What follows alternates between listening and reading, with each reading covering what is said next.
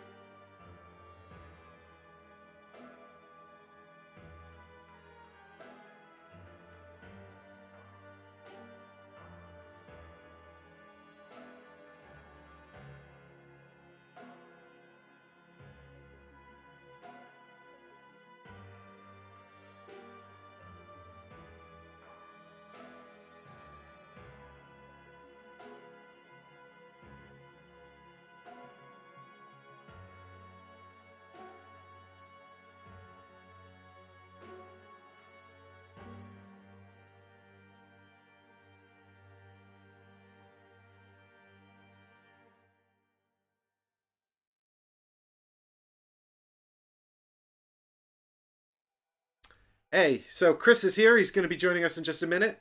But yeah, Icefarian Guard, Heggers, I actually have backed that. So it's bigger than Gloomhaven? Great. Good. That's what I need in my life. More enormous adventure games. I don't have enough of those in my life. Why is my Skype going funny? Go over here, Skype. Okay. Yeah, I'm a sucker for those kinds of for sort of adventure games, fantasy adventure games. So we'll see about that. But yeah, I don't have any more room on my shelf, so I think I'm going to be doing. It looked hefty. Can't wait to.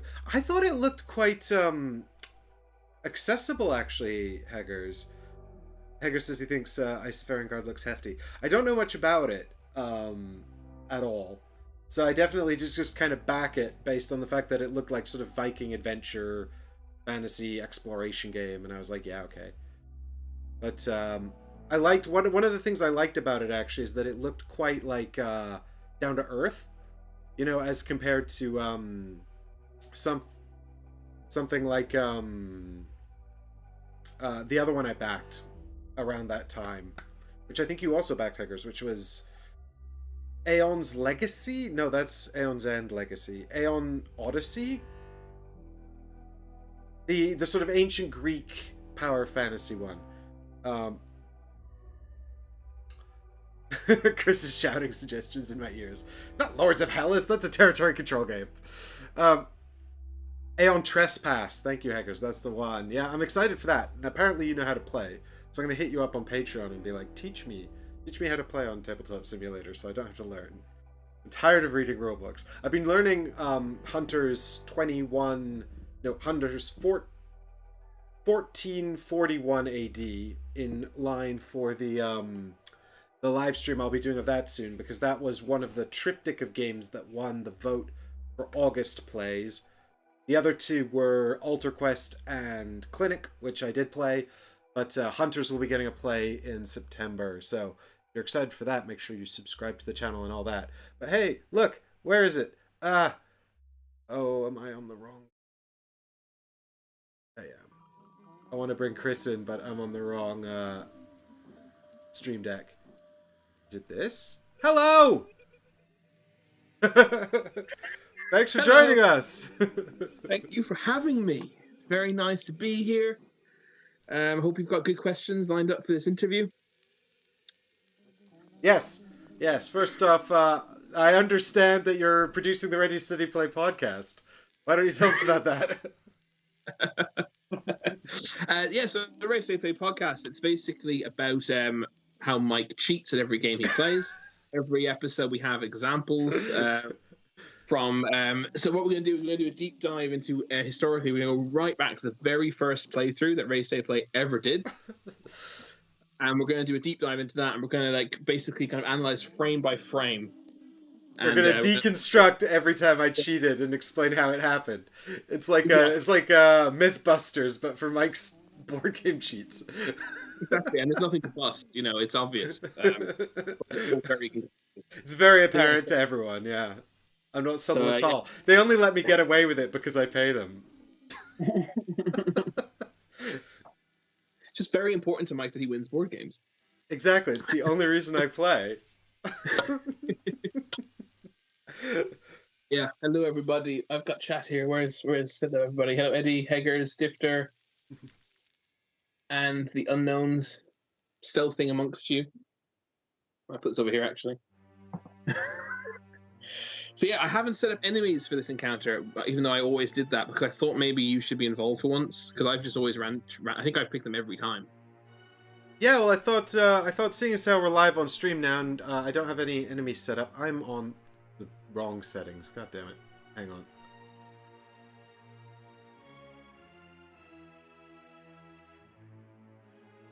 Would. Because I set this up ages. I had a busy evening, so I set myself up for the stream at like 4 o'clock today. Well, I was kept late at work, but we're starting a bit later today, so I was able to get everything set up Just in time. Unfortunately, the one thing I haven't fixed is this lighting situation here. So apparently, for those of you who know about this stuff, I need a diffusion filter for the camera here. Is that what I need? Apparently, I can also put diffusion gels on the lights, but I looked into it and I actually already have those. It's something I set up without really understanding. But if you know about lighting and a diffusion filter on the main camera here that will get rid of this glare, I'll look into it. Although this is just a webcam, so I don't know even if they even get those, or if I'll have to buy one for like a Canon and just tape it to the front of it. We'll see. So, do you want to get chat to pick the enemies in, or who they want to see? Yes. Do you guys want to pick enemies? We can do that. We've got basically the entire deck of enemies here from all of everything. And the more different shit you pick, the harder time Chris will have trying to hunt them out in all the boxes. Well, I have the boxes as in more accessible, although I have just noticed some of them are definitely less accessible than others. But I can achieve it. I can achieve it. I thought something that might be interesting is Murgo's Loft, simply because this is the last place you will have been before you go back to the Hunter's Dream for the end game. So the enemies in this, in theory, are the last enemies you'd fight. Last kind of new enemies. But also the two enemies from this box aren't massively exciting, I don't think, to look at. I see. Well, chat's still catching up, Chris. They're mostly talking about how I just need to get a spray tan so I reflect the light less.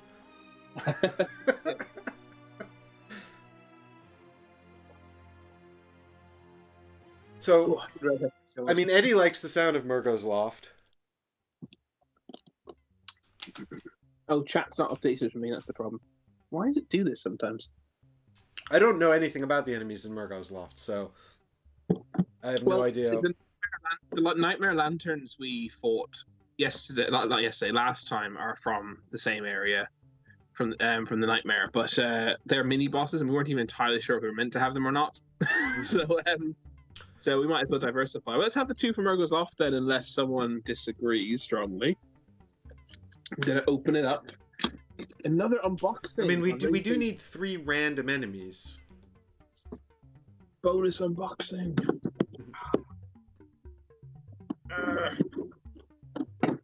Oh my god, it's a tile we're not going to have to use because we're not playing this campaign. There's a whole campaign in this box, for God's sake. I've got all of the campaigns set up in the insert, and there's an enormous amount of campaigns. In fact, they don't all fit into the same insert. They have 2.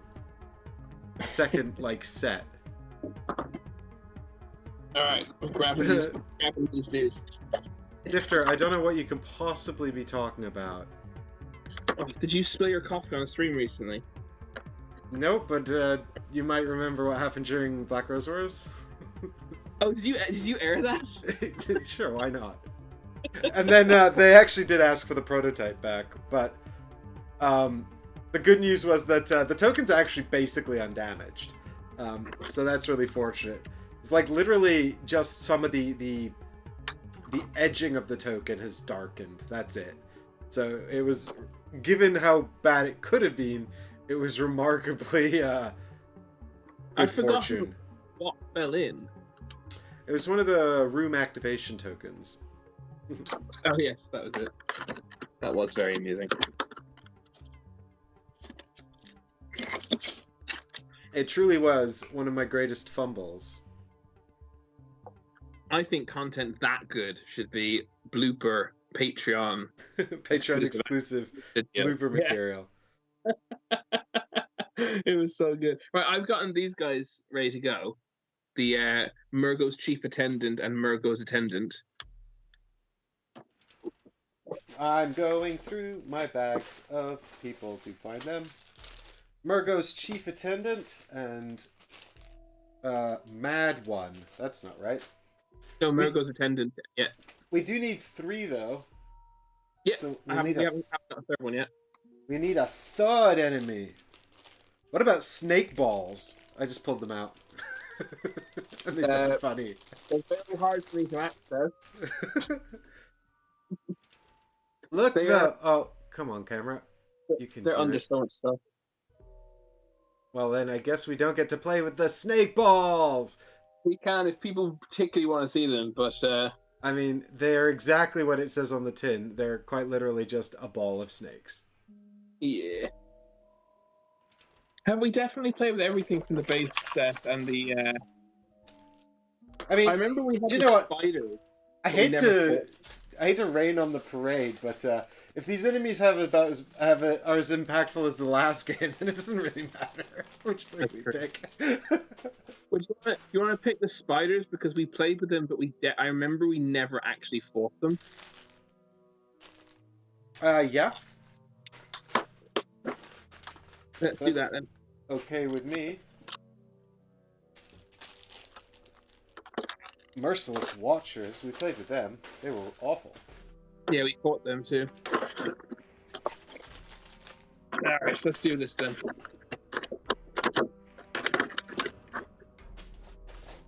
And Small nightmare stove.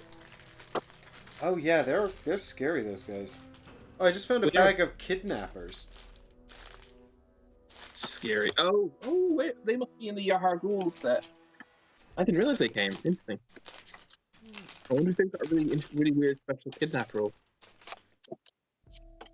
Are you happy if we just randomize the order and facing? Or do you want to do it? No, happy for you to do that. Okay, first one's going to be this one, and it's going to be on that side, then this one, then this one. Don't throw it in your coffee. I haven't got coffee yet, actually. I did hear the kettle boil, though. So maybe one will appear. We'll wait and see. Hey, Toke Flint, thanks for joining in. Alessandro's here as well. Snake balls does sound like a disease. Or something you would order from like a Chinese street restaurant. So we have, from left to right, if you're ready, Murgo's chief attendant on the far left, who has got guillotine slam and chain flail. Oh, and small attendant. His ability is what differentiates him. He has the ability to spawn small attendants. Oh. That's it.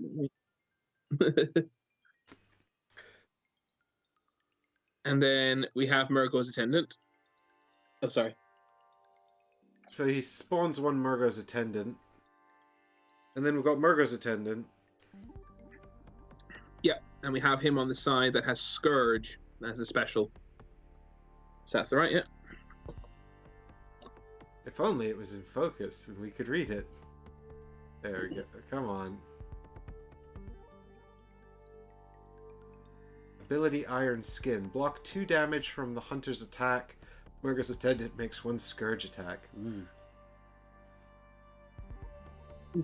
I've got them in the first 2 slots. Chief attendant and then attendant. Correct. Then we have Small Apostle Nightmare, and the side he has is Numbing Toxin. Small Apostle Nightmare. Right. I just need to find these little boys. These are all good enemies, actually, for, I think, thematically. They're tiny spiders. Tiny, tiny spiders. And they're in a bag somewhere with a label on it. Because I don't know these things like Chris does. He would just look at it and go, it's this thing. It hasn't. I do want to play Bloodborne again. So. Here, nope, these are the scorpions. It's like, oh, these are almost spiders. I need to confuse my camera for a second while I change the setting. Ooh. Apologies if this is confusing everybody. The Childs of Rom also look like spiders, but they're awful. Weird spiders. They've got like these weird, gross heads. I hate them. These things. I hate these. They kind of remind me of the spider from The Mist. Did we talk about this already?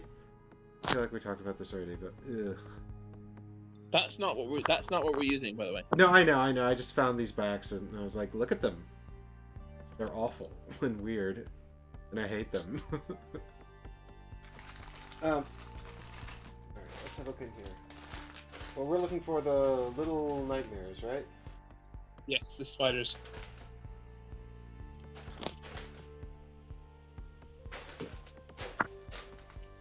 There we go. We should be good now.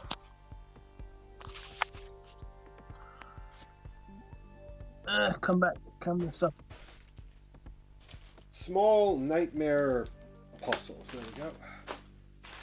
Oh my god, my key hasn't arrived.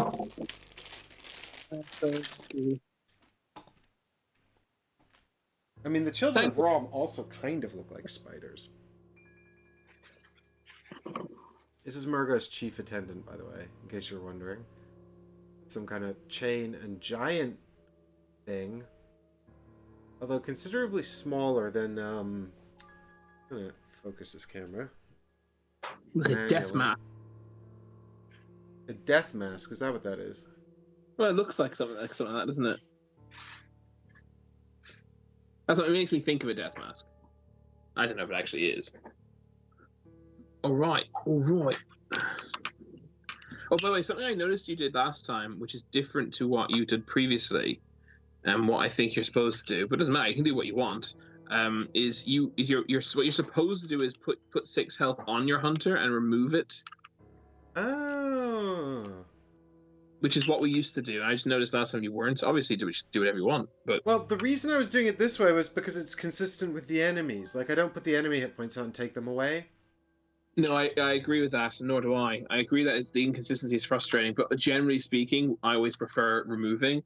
Like, even... I remember when we played Descent, they tell you to put the stamina tokens and put the wound tokens on them. We always just gave it to ourselves and removed them instead. But, well, just chat, you know I'm doing it wrong. I'm a rebel. I've been told to do it correctly. I'm not going to change. Hager says that the Murgo's chief attendant looks like Smo's daughter from Smo from Dark Souls. Yes, I agree completely. If you want to know a lore, interesting lore piece about Smo, it specifically says he's an executioner in the first game and not one of the 4 knights of Gwyn.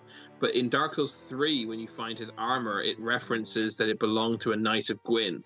And I've never seen Video or anybody else talk about this. So it's very interesting. No one else seems to have noticed this. I think we discussed it during the Dark Souls series, Chris, and it was determined that it was pronounced Smuff. Like tough. It could be Smuff. I don't think it's Smuff. I think Star's more like, who knows?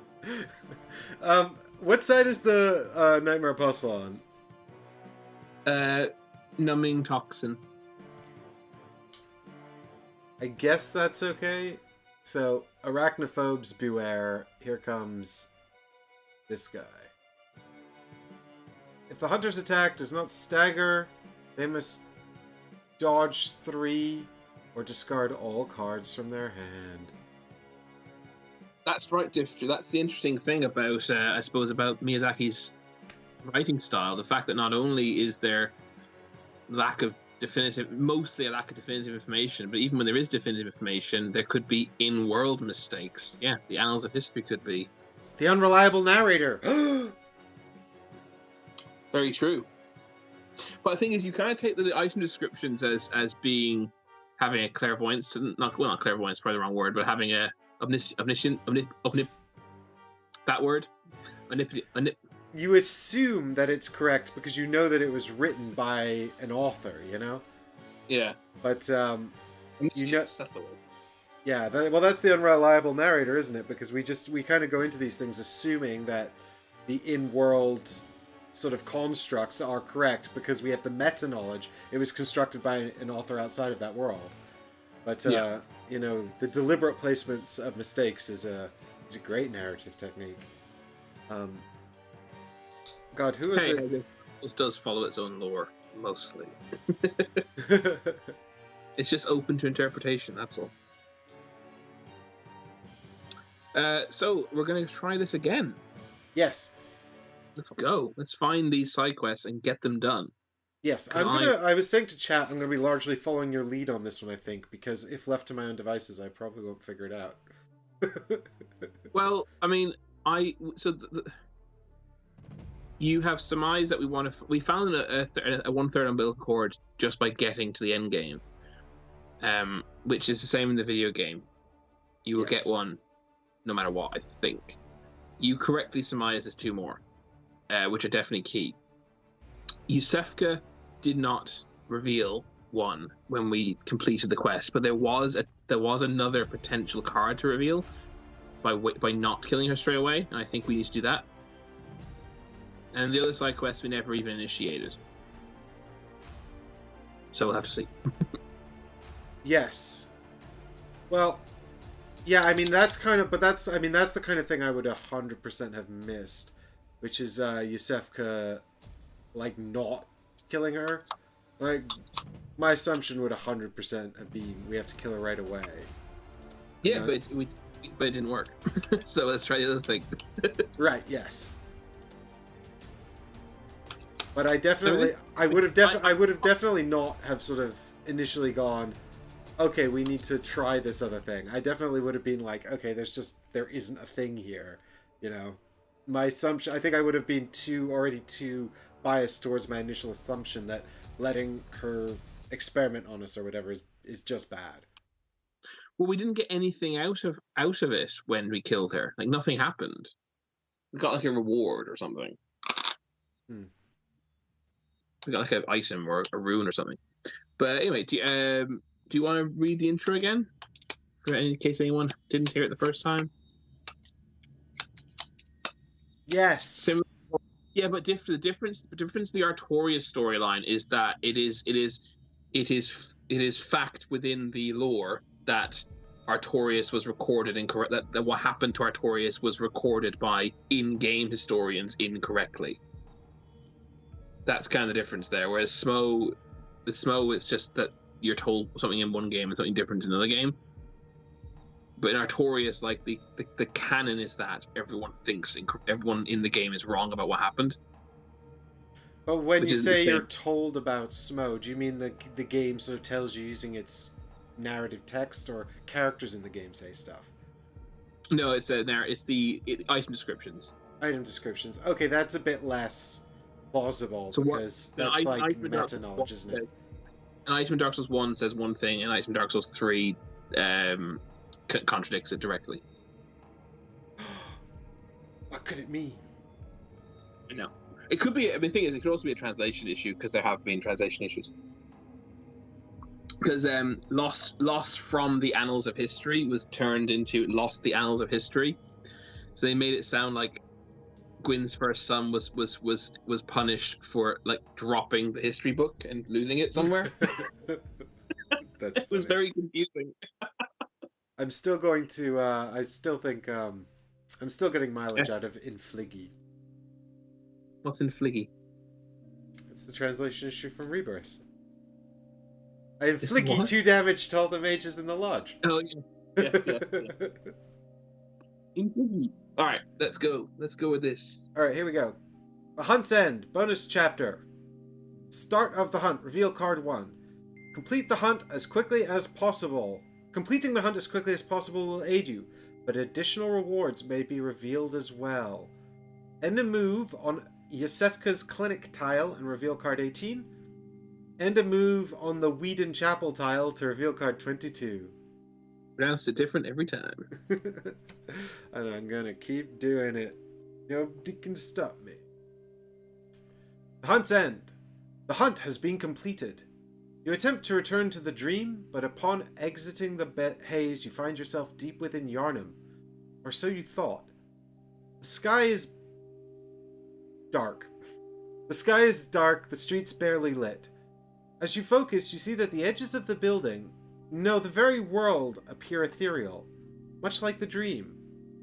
What is this place? Reveal card 2! Interact on a lantern space other than the central lamp. Reveal card 3. Oh yes, we have to kill hunters on the 3 lamp tiles, wasn't it? Mm-hmm. So we want to find as lamp tiles and the side quests as quick. We just want to find stuff as quick as possible. So this is severed from the dream, and this is a hunters cannot voluntarily go to the dream. When slain, perform all the steps as if in the dream, then respawn on any lantern at the start of your next turn. During a hunter's turn, they may discard blood echoes. For each blood echo discarded, you may perform 1 non-attack action or heal 2. Sifter, not only was I there for Black Rose Rebirth, I'm there now. Hi, Mike. Hi, Chris. He's back in his corner for social distancing reasons. There's a slight delay when we talk this way, though. Yeah, it's a big room. I have a huge London flat, vast, really. It's like the TARDIS of London flats. Right. Okay. I'm going to draw 3 cards then. I'm going to crack into it. Yes, me too. I have drawn Rallying, Adaptive, and Leaping. What an absolutely annoyingly terrible card to get in the first round. Rallying, or Leaping, rather.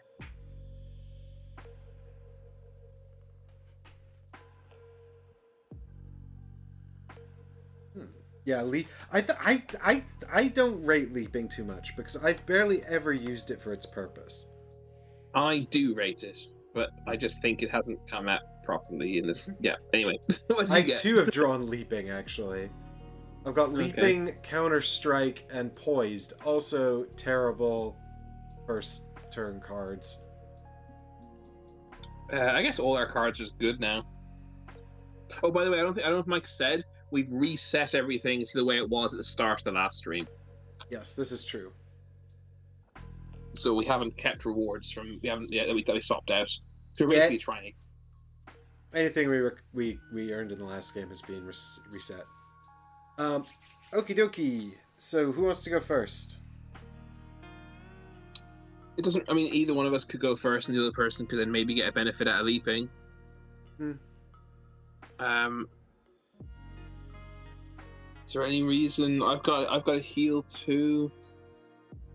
Cannot suffer. We both have 1 dodge. We both have a leaping. I think it's 6 of one, half dozen of the other. Frankly. Yep, I agree with you. All right, I'm gonna go first then. Okay. I'm gonna spawn into the center. No, you know what? I'm gonna spawn. Which way is it? Which way? I've set it up now, so I can pretty much move freely in any direction. What direction do you want me to move in? For me, it's probably most helpful if you travel east. Okay, then I spawn on the eastmost space. Because at the start of the game, you don't have to appear on the lantern space. You can go on any space in the lantern tile. I'm discarding Rallying to move into the next tile. So, I assume you've set up the tile deck, by the way, with 5 randoms as well. I've done so. It's here, and our first tile will be this one. And also, what was I going to say? Damn it, I forgot. Okay, I'm sure I'll remember at some point. Oh yeah, what side is your combo weapon on? The non-quick side this time. So // heavy slash. I've also started on the combo strike impaling thrust side because I saw that most of the enemies are medium or slow, but we'll see. We're so smart. All right, you have discovered the Church of Good Chalice. So much for traveling east. God damn it. Well, I mean, it's a lantern space. I can at least advance the main plot here. This is true. So I can move into. I'll continue moving into the lantern space. Do I have to interact with this? Yeah. Yes, you do. So I think I should do that, and then I can. Here's what I think I should. Yeah, I think I should use a leaping. We know what happens. Obviously, we're replaying this section now. If there's any point in pretending we're not. Mm-hmm. It's going to spawn a hunter, right? Yep. So if I use leaping to interact with and spawn the hunter, keep dodge, to dodge his attack, in my turn, dodge his attack, and you can run in and kill him, and actually benefit from leaping. Yeah, that makes sense. Cool. Right, so I'm using my leaping to interact with the. So I'm not going to go and open the chest just yet. Maybe we can do it later, but for the time being, I think we want to get cracking on the main mission because we ran out of time last time. There's a ticking moon. So, we have to reveal card 3.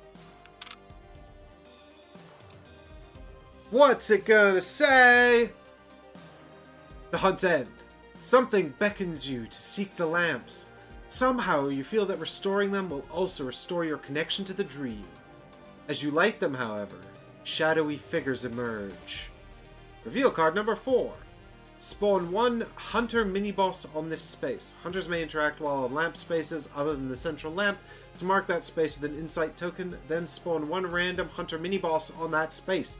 They are not removed on the Blood Moon, and they do not respawn once slain. When you have killed 3 different... when 3 different lantern spaces have insight tokens, reveal card number 5. So we put an insight token down now, as we agreed last time. Mm-hmm. Because it does say spawn him, and when you interact, you both spawn and put the insight token down. And then you're going to tell me who we got, and I'm just going to reveal card 4 real quick. Oh, yes, sorry. It says, at the end of each round, all Hunter mini-boss enemies gain 1 bonus activation, moving 2 spaces towards the nearest Hunter with the lowest HP and attacking. Each time a Hunter mini-boss is slain, place 1 insight token on this card. So Chris and I did spend some time killing the Hunter mini-bosses last time for 2 reasons. 1, because they have a bonus activation, which makes them a huge pain in the ass. And 2, because we don't know what these insight tokens are for, but we're sure they're useful. Yes. Alright, so here's the mini-boss deck here. And I genuinely don't know therefore, like even I can't even speculate. I have no idea what this is aiming, what that's building towards. We've got Burial Blade.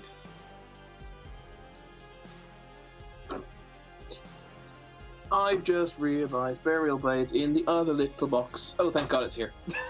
Because that's the one thing I hadn't gotten ready, and luckily it was right beside me. I have a bag called Evil Hunters. they're the baddies. Even though the minions are identical to Good Hunters. They're different colors, and that's important. So here's our Burial Blade. Arr.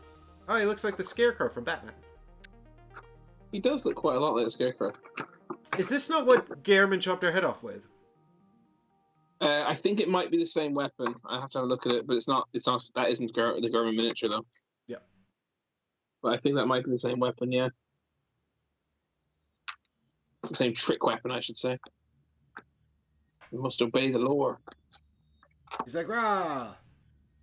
Christopher Hunter's like, this is so unexpected. Right, so I'm going to end my turn officially and let turn move over to... Oh, bloody hell, he's gonna hit me anyway, actually, end of... Well, can't be helped. Unless I kill him somehow, which is unlikely. He does have Seems unlikely. Does he have either way, I just realized I need to get their cards out. Either way, the best thing... What cards?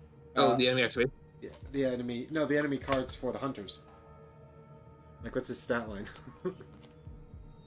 Oh, of course, you were using the spawn deck, not the Right. The monster cards. So here is Burial Blade's card. So he's got 10 hit points, and he's got Blade Slash. If used immediately after transforming, he gains 1 speed and blocks 2 from the hunter's attack. He's also got special Old One's Bone. Automatically dodges hunter's attack, move Burial Blade 1 space away. Ooh. And transform, which is just flip this over. And then on the other side, we've got Arcing Cleave. Targets all hunters within 1 space. If used immediately after transform, all hunters in this space suffer a wound. That's nasty. Automatically dodges the attack and moves 1 space away. Okay. Well, I've got good news actually. I am going to end my turn and let him activate. So he initiates combat with me, but I'm not going to use this to dodge. I'm going to use this to attack him because it has stagger. Right, that makes sense. Wait, which side is he on? I have to do a game, don't I? Yeah, you have to flip. You have to choose that. It doesn't matter though. Which I've looked at everything he can do, and. But you still have to pick a number. 3. He's starting on the slow side. Okay, that's perfect. As I said, it really doesn't matter because So I can either do heavy slash and use the Rosmarinus, or I can do slash. I think I'll just do. Does it matter to you whether I do 2 or 3 damage to him particularly? No. I mean, I guess 3 damage is better, but it depends on the price. I wouldn't put yourself out. It just means using my Rosmarinus. That's all it means. Well, let me just think. Let me do some quick math and see if I can do damage. Yeah. So you can reach him with your leaping.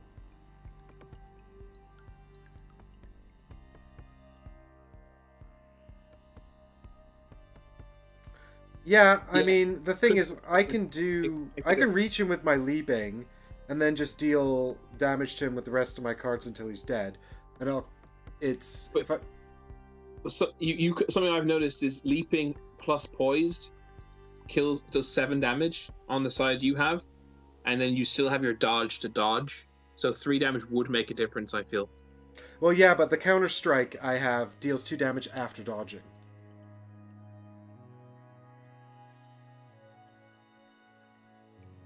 Oh, so then So I've got the potential to do up to 9. Then I think I'll just do slash and keep my Rosmarinus. That, I think, is probably sensible. Do you have your Bloodstone Shard somewhere? Yes. Oh, I don't. I never installed it. You're quite right. I guess I'll install it in. Ooh. I guess I'll put it into a slash. But then should I use that one, or should I? Oh, I might as well. I'm going to clear the slot actually, so I might as well. Because Adaptive has cleared the slot. Cool. So this will do 3 damage. Okay, so he initiate combat. I'm choosing to play this card, and then we need an enemy action from him, please. Maths is far too early. He's doing his basic attack, which is the cleaving arc, so you will stagger him at medium, and he won't get to do it. Yep, exactly. And instead, you will deal 3 damage to him. Oh, I just realized something. I'm going to do heavy. I should have done heavy slash. There was no reason for me not to do it. I can stagger at equal speed. Well, because of the Bloodstone Shard, you've done the same amount of damage. Exactly. No, actually, there was a reason, because he could have flipped to the other side and used the faster attack. That's why. Yeah, if you'd drawn the special, yeah, that's right. Yeah. They're unpredictable. That's exactly it. This is clear. So he takes 3 damage, and I clear my slot. Yep. Result. Ooh. And now it's your turn. Okie dokie. So I guess I'm just going to go and make an attack straight away. And I don't see any reason not to do leaping on impaling thrust. I suppose Agreed. He's got his medium basic, and if he transforms, that'll go faster than me and block 2 damage, which is not very nice.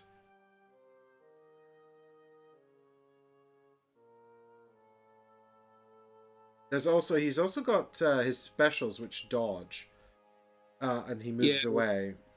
Unfortunately, that's we're just gonna have to deal with that.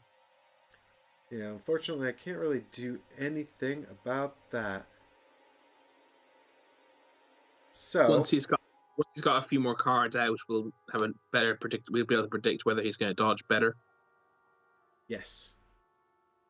So I guess I'm going to play leaping into impaling thrust. I don't see any reason why I shouldn't start with this. Yep, agreed. Especially seeing as the more so let's go to here, where in fact I shall spawn here, and I get to make a move action, which is 2 spaces. So he gets to make it part of the attack, because that's what leaping does. Exactly. So before attacking, do a move, and then do an attacky. So I'm going to go 1, 2 into the space with him, and be like, surprise! There's 2 of us! And he's like, oh, curses! I did not predict this.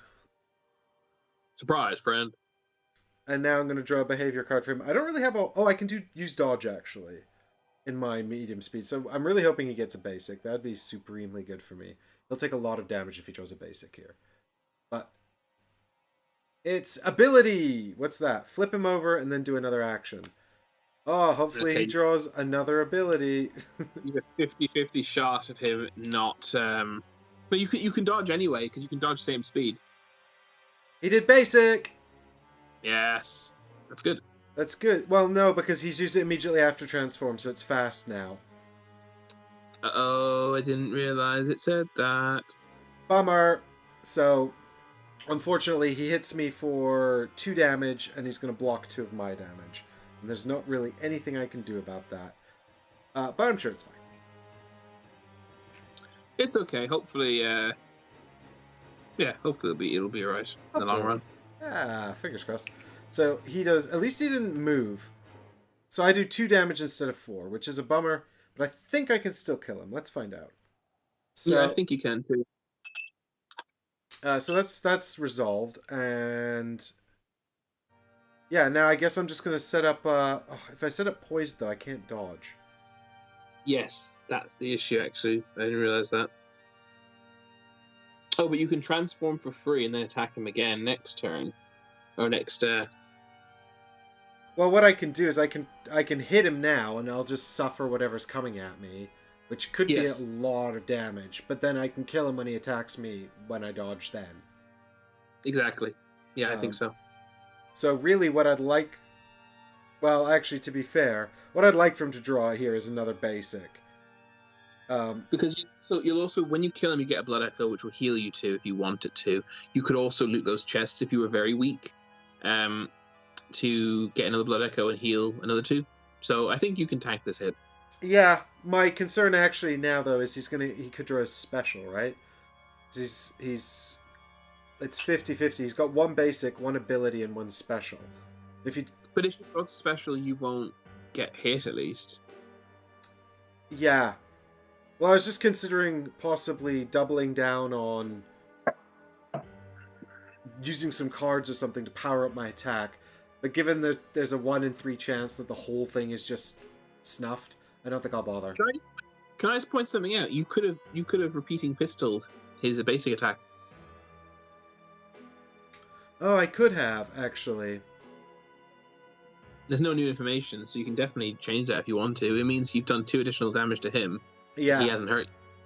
I shall retro that if nobody complains. To shoot him with my pistol. Well spotted, Chris. So when you transform, you're going to reload this pistol. So he's on 7 damage. Yeah, I mean, it makes sense given that I've got Combo Strike out on the table as well. I do like the visuals of shooting him with the pistol.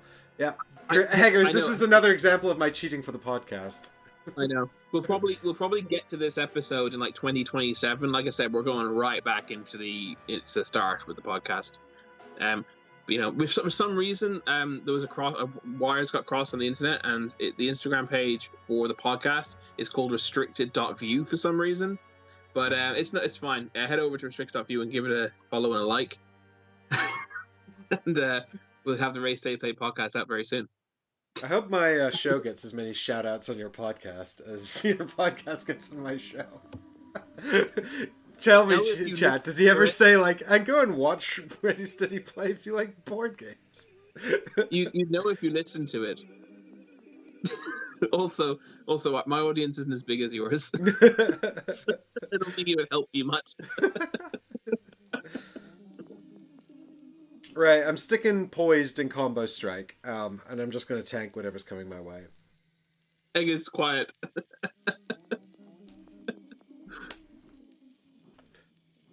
Special.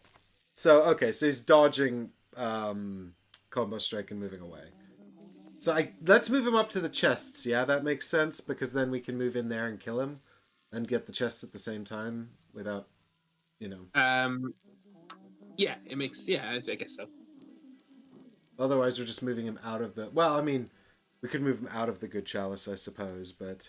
Oh, well, he's going to move back in here anyway, so it doesn't matter. Yeah, it doesn't really matter. So are you transforming then with your failed Combo Strike? Yes, so after that, I can... after using Combo Strike, I can now transform my weapon for free, which also resets the repeating pistol. Which is very cool. Yes, super cool. And that's good because when he comes back in and attacks me now, I'm just gonna kill him. Oh no, I don't have enough damage. Shit. Unfortunately, however, you're only going to do 2 damage. Damn it. Because this Counter Strike does not say clear this slot.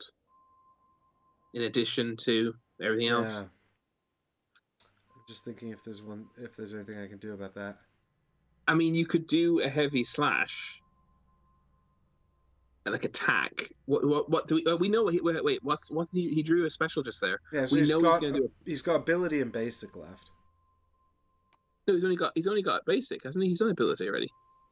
But there's 2 abilities. No, there's 1 ability, 2 specials. Ooh. So he's got a special and ability, correct? Special and basic, correct? Yeah. So if he does a basic, he will hit you for 2 damage, which is perfectly tankable, and you can just heal instantly with the blood echo you get from him if you want to. Might use a button instead of a bleep with the Race Day podcast audio. I don't think Chris knows what we're talking about. I don't think he's watched the show. What show? Our show. What do you mean our show? I've watched our show. What are you talking about? No, Black Rose Wars Rebirth. Oh, I watched the first episode. I wanted to see how it turned out. I want to see how it turned out. Actually, I think I watched some of the second episode as well. Actually, what you can do is just watch Difter's clips. Oh, good. Wow, what happened? Oh, now I'm interested. Okay, I'll do that after this. But yeah, so if he does, look, you basically, if he specials, then he won't hit you. You won't hit him. You've lost nothing. Mm. And if he does a basic, you take 2 damage and kill him. Yeah. So I'll just. It's a shame not to use Counter Strike to dodge and deal 2 damage, but I think it's better off killing him. And if I can either use the repeating pistol to stagger his basic attack, or I can just use the empty phantasm shell to move faster. I think the pistol's probably a better call, though. Yes, agreed. So with that in mind, I'll end my turn, and then he'll just move back in here, right? Yes. Yeah. And then he'll attack me. Yeah, initiates combat. Yeah. And so I shall put the Counter Strike into Heavy Slash. As an attack, not as a dodge. Exactly. I'm initiating the attack. And so he's drawn a basic. Which is fine. I think 2 damage is probably acceptable. You could stagger though if you wanted to. I could, but I don't know if I don't know because I want to save up a few on this cards on this side before transforming to do the special ability damage. I might just let that ride, especially seeing as I'll be getting the blood echo as well. So I'll take the 2 damage and then I'll deal 3 damage to him and kill him. Sweet. He is dead. Nice. Get out of here, dude. So you get a blood echo, and we also get the old hunter's bone. What's that? The old hunter's bone, I believe, is what lets you. Is it something that lets you retreat without losing your blood echoes, or am I mixing it up with something? When you are attacked, automatically dodge that attack. Allows the art of quickening, a technique particular to the first hunters. Ooh. It's the quickening. So, does someone want to have that? I definitely want to keep my don't die rune. Well, you can't. This is not a rune, so you'd have to get rid of the Augur of Ebertas or the Bloodstone Shard. I've got the Blood of Adela, and I'm kind of. I don't want to lose my things anyway. Yeah. So I think I'm going to give up the Blood of Adela to take it because it says heal 1 or spend a Blood Echo to heal 3. But on this mission, I can heal 2, and also I think dodging an attack is better than healing 1 or even 3. Well, especially you because you're slow, or you're not necessarily slow, but you're slower than I am anyway. Well, actually, I think we're probably about the same speed, but you can set dagger at the same speed, which gives you that advantage. I can stagger at the same speed. Yeah, well, you're quick, medium, slow. I'm quick, medium, slow. So I've got more quick options, I guess is what I should have said, rather than I've go quicker. Although you're better at diversifying, like you've got quick, slow on one side, whereas I'm slow, I'm medium, slow on one side, and the other side's quick. So, but anyway, overall, good decision that you kept that, and that is the end of the round. We move on to Bloodborne. We draw 3 more cards each.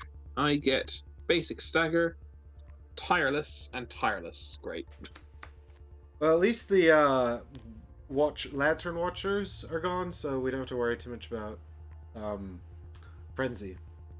Yeah. And tireless is kind of like it sort of fixes its own problem, really, doesn't it? Because it lets you draw cards and discard cards. If I attack with it, but I probably won't get to this turn, but we'll see. That's true. And I've drawn basic stagger, quick change, and invigorating. Okay. So, do you plan on looting those chests? Because I don't plan to do so. I'm kind of easy about it. Oh, we get a token on Echoes of the Past. Don't forget that. Oh, yes.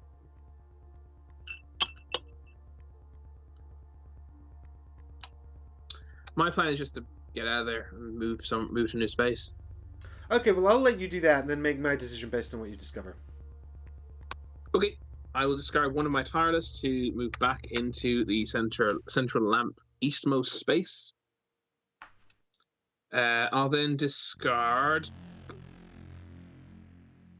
basic stagger and keep the second tireless to move south. So to move back into central space and the central lamp and then south. Or north if that's easier for you, but it looks like south is easier based on what I'm seeing on your table. Happy with south right now. I'll let you know. It depends what we uncover here. So we've got a unnamed tile. It's 3 spaces, T-shape, with a purple and wormy hand. Purple hand and green wormy spawn. I know. This is a useless tile, everybody. We did not want to find this. Yep. This one is a total waste. It's got a Murgo's Attendant and a Small Nightmare Apostle on it.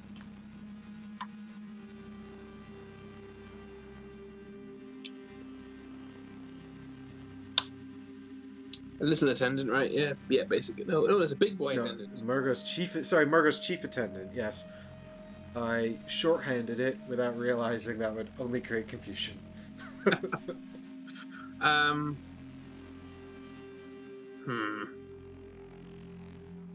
How are you orienting it? So I'm not. You're considering. So I'm not. I think so. I'm not in a space with them.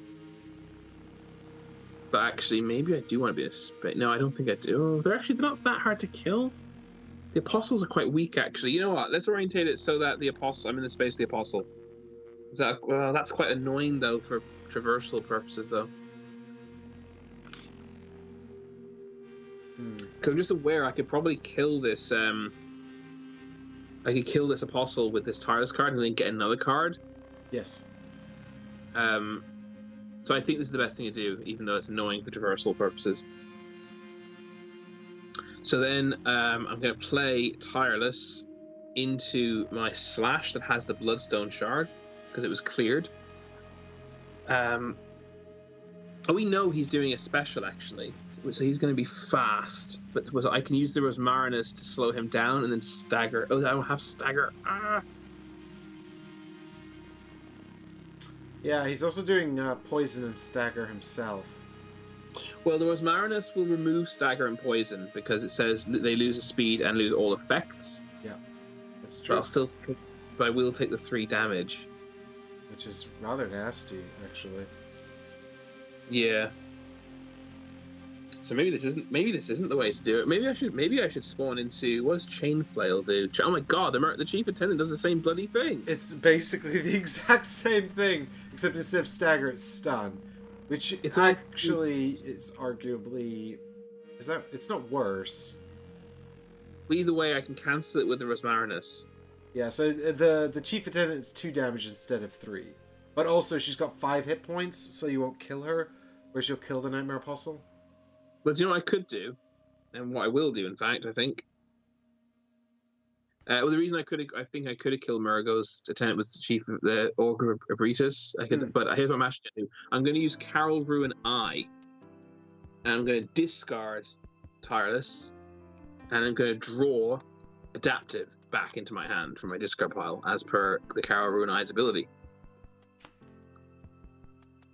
You get rid of Tireless and draw Adaptive, which of course has Stagger on it. And clear the slot just to be super efficient. And then I'm going to play Adaptive into the Bloodstone Shard equipped Slash. Yeah. Which is going to do 3 damage because of Bloodstone Shard, and because I'm on because the side I'm on, a trick weapon side, I can stagger attacks at the same speed. Yeah. He's going to flip the card. We know it's going to be a special. I'm going to use the Rosmarinus to decrease that speed from fast to medium. And now I can stagger him even though he's at the same speed as me.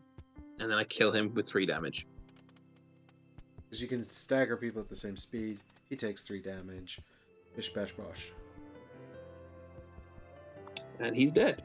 And I get Blood Echo. Of course, like what I don't get to do now is draw a second card.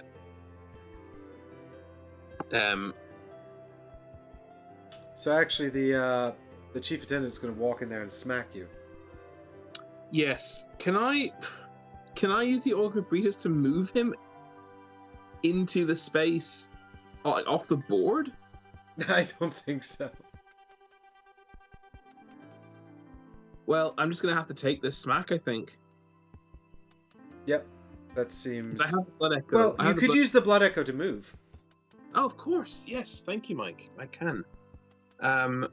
Do I run away to a new tile? I mean, I think it's like what you said in Rebirth. You know, the answer is maybe, because if it's a bad tile, we want it here. You know, continuing down the bottom. But if it's a good tile, we want it off the central lamp. So, no way of knowing.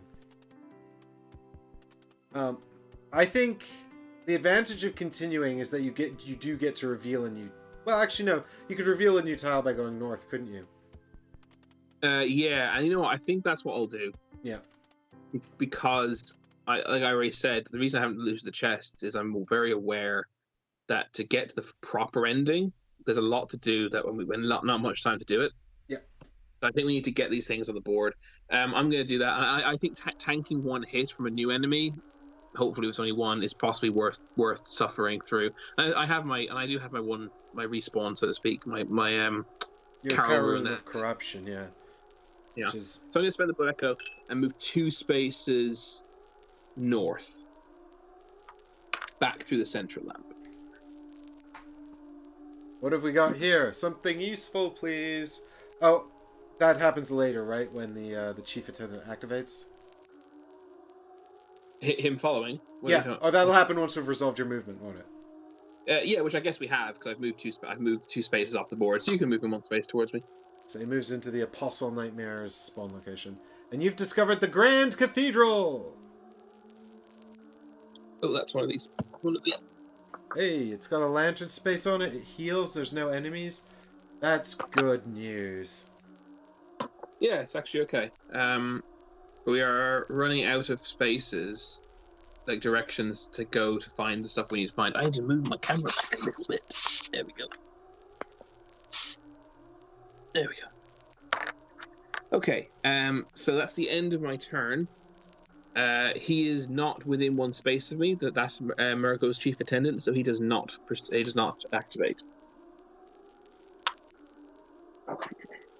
So overall, that was actually not too bad. I killed an enemy and I didn't get hit myself. Yay!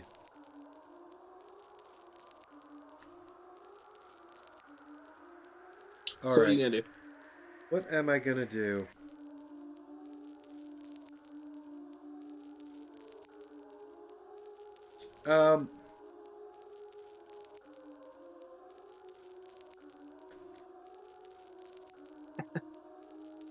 The thing is, like, if I get to that lantern near you to interact, I don't even think I can get to it and interact with it. Is that true, Alexander? Are you saying that in Bloodborne there's another ending if you finish the game quicker? No, that's not true, is it? No, I think he's talking about how we're trying to play faster this time. Oh, right. Like, we Well, need to play this faster to unlock the true ending. yeah. I need 5 spaces of movement, which bloody sucks, in order to just to get to that lantern. Um, Why don't you get into it, and then next turn you can be ready to you can activate it and off you go. well, the thing is, I've got a Blood Echo, and I've got the Cowl Rune Guidance, so I could move 4 Mm-hmm. without even spending a card.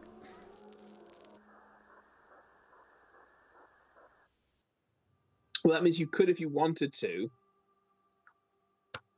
you could loot both the chests next to you and get into the lantern space ready for next turn. Yeah, do you think that's a better shout? I think it's better. Well, I mean, yeah, I think that's a good idea because I mean, my idea for you would be to ignore the chests and get to the lantern space and be ready. But if you can get both, but 2 chests, the price of 1 interaction is pretty good. So that seems like a good price for. Yeah, I mean, I could take 2 chests, or I could take 1 chest and a Blood Echo. No, yeah, Just well, either way, it's great, right? yeah, I think consumables are useful, so I guess I'll do that. All right, so moving 1 space is such a bummer, though. I know, but it is what it is. But then the thing is, like, on the way back, I'm gonna have an odd space of movement anyway, so it doesn't really matter. Okay, so I'll spend this Blood Echo, I guess, to move 1 space into here.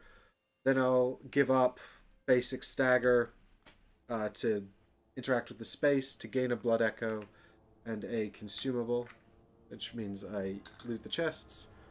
And the consumable is something super good and useful. It's in fact the Beast Blood Pellet. Oh, good. Kind of useful for me, but That's really good for you, actually. it's not too shabby. All right, so I'm going to now use the Cowl Rune Guidance to move 2 more spaces. I can also clear a slot. I'm considering clearing my Heavy Slash. I know I kind of want to save up these spaces, but it's also a really good attack. Yeah, no reason not to. I agree. So I shall clear the Heavy Slash space, and then I've got 2 more cards, so I'll spend them both to move 4 and go 1, 2, 3, 4 into the space with the lantern. Blap. Perfect. Turn over.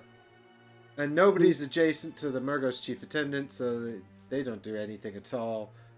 And yeah, Eddie, it's like an owl pellet, He does but look a bit like. from a beast. A beast that's been eating a lot of blood. So we're gonna move on the moon here and draw 3 new cards. I got basic dodge ×2 and visceral, which is a great card. Stagger means all staggers are great for me, but stagger plus damage is freaking great when you can stagger at the same speed as you, like my character can. Yep, nice set of tricks for Chris, and I've got Bloodthirsty, Dash, and Basic Stagger. Cool. And then I think it goes without saying you should go first this turn because I would need to move into the space and activate it. Yeah, it doesn't make any sense for you to do that. So I guess I'll give up my basic stagger. Or I could just give up. I could just give up the Blood Echo. Why don't I just do that? That's what I was about to say. I was literally just checking if it was just move you could do or heal, but no, it's non-attack action. So yep. Yeah. So and also when I give this up to interact, I'll heal anyway, which is great actually. So. Why do you heal anyway? Because we're in the Grand Cathedral. Oh yes, an interaction. Nice one. So your practical health. Yes, that is the special ability here on the Grand Cathedral is interact in this cathedral to heal too. So I've done that. Then we get to put... That was another reason it was good for you to just charge in there and you be the one to activate the lantern. That was very fortunate. Ah, yes, accidental success, my favorite kind. So now we're going to draw a mini boss, and it's going to be. Kirkhammer is back! The Kirkhammer. Now, what I remember about this person is they're very slow and scary, but we can deal with slow and scary. Oh no, because they cannot be staggered. So you need dodge. What I remember is that it's a hammer named Kirk. And the hammer is like Warp Factor 5, Mr. Sulu. So, so he's got... Can he not be staggered at all, under any circumstances? Well, he's got Crushing Slam as his basic attack, which is 4 damage, slow, stun, can't be staggered. Odin Writhe is his special, where he makes 1 Crushing Slam attack, and he gains stagger, and can stagger other slow attacks with that. He's got Transform, which turns him over to the other side, where he's got Combo Flourish, 3 damage, and it's fast and can't be dodged. So one side can't be staggered, and the other side can't be dodged. Yeah, So he's bad. He's kind of a big prick. And I've got stagger and dodge in my hand. So we'll see. And I rely on dodge to avoid damage. Now the question is, how does the old Hunter Bone... Actually, do you know what? That's a stupid question. It's a dodge. Yeah, I was going to say, how does it interact with Combo Flourish? But the answer is, it interacts by being redundant. Yeah. So, well, yeah. All right, so once again, you're going to have to pick a number here to decide whether he's on which side he's on. Number 1? That's 1. the Combo Flourish. Sorry. Oh, but it could be stagger at least. This is true, and I do have a basic stagger, so actually, I think this is going to work out okay. We'll find out, because he might just immediately transform.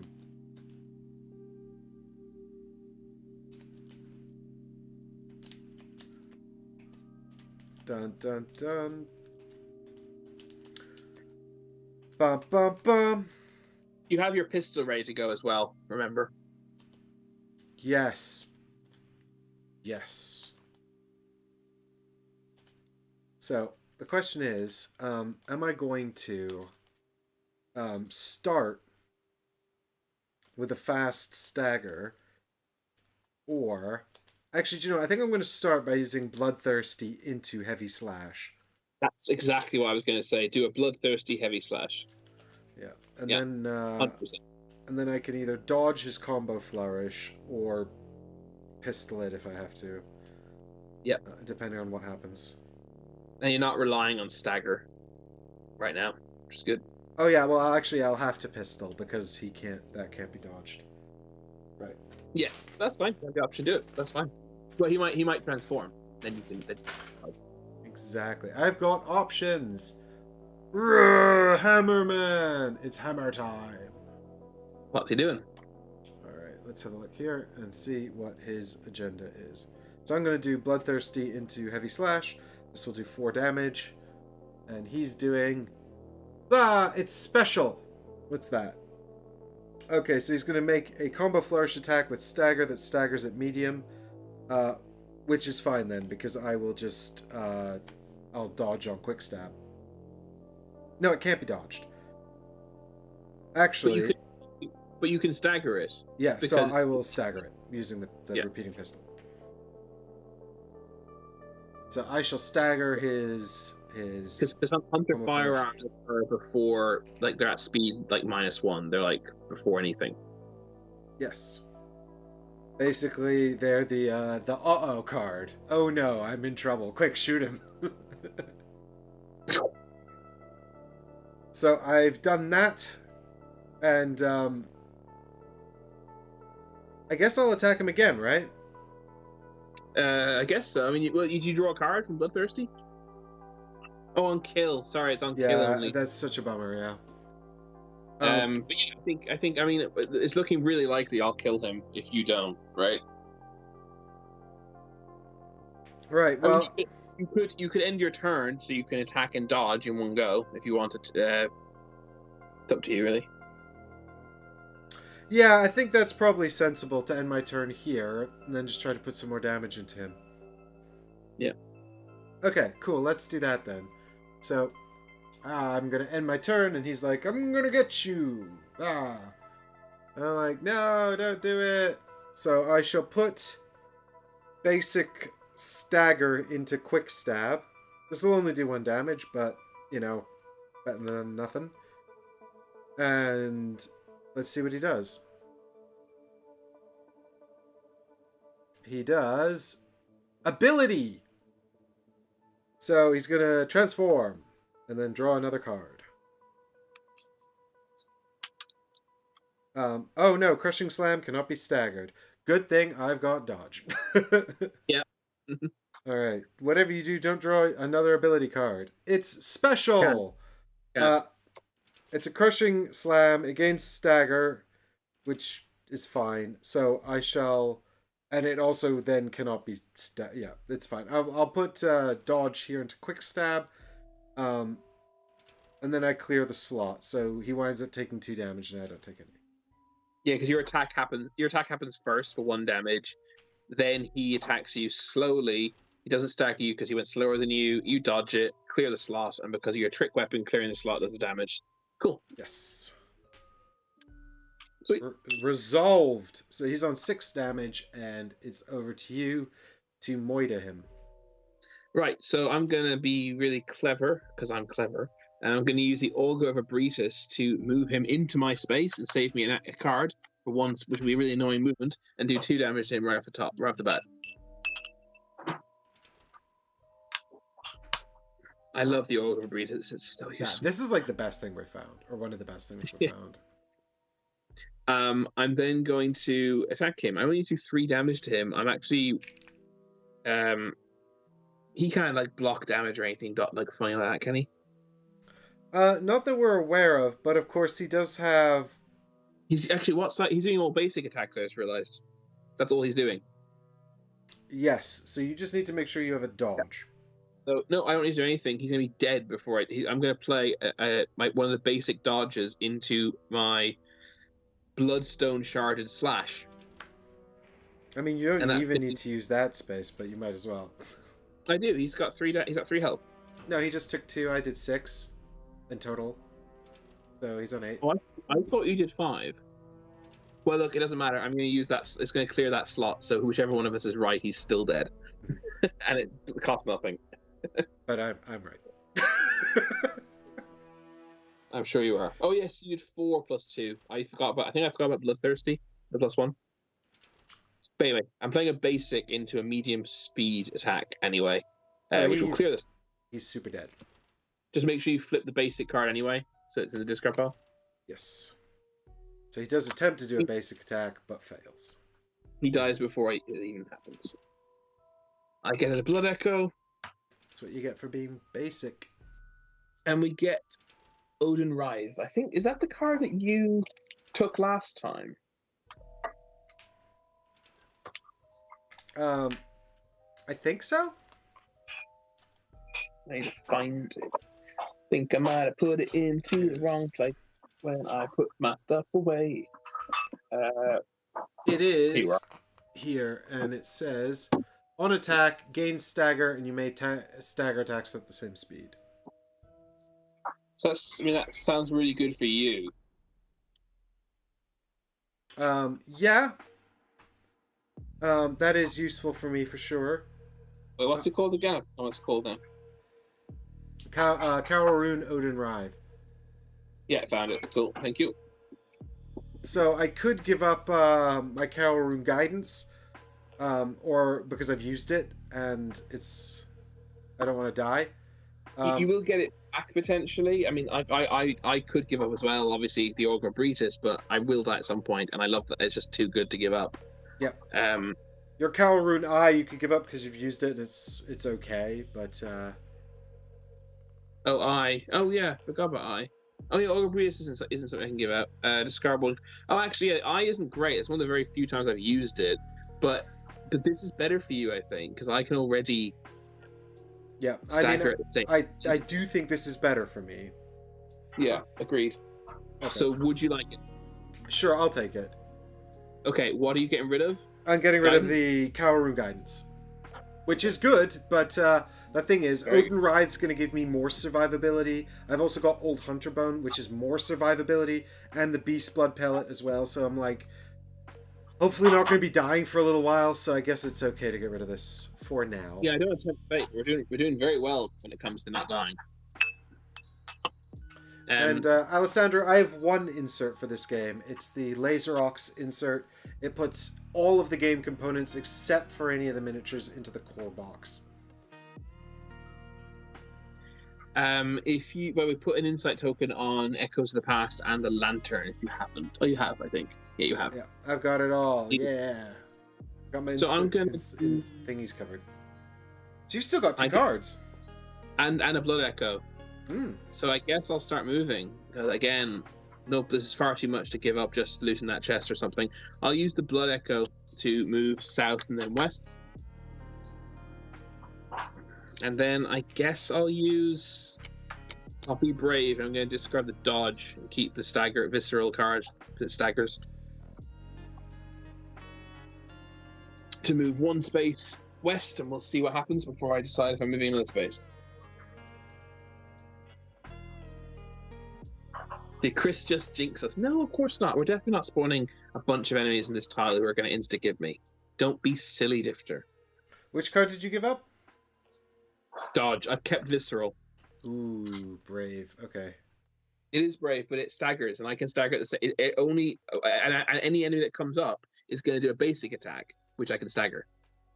It's the Tomb of Uden. We know what's in. We know there's the two basics left here. You see, Mike.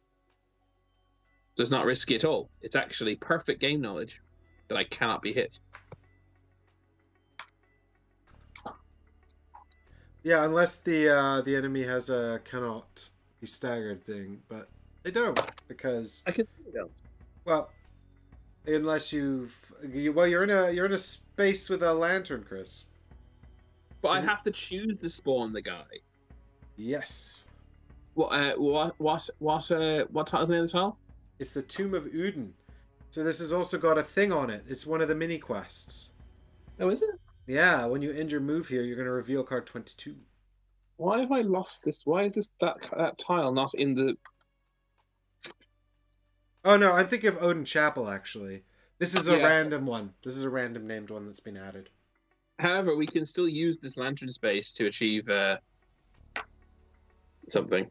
Yeah, the problem is we haven't got any of the... So we've, unlocked the workshop, but we haven't got any of the mini-missions. Again.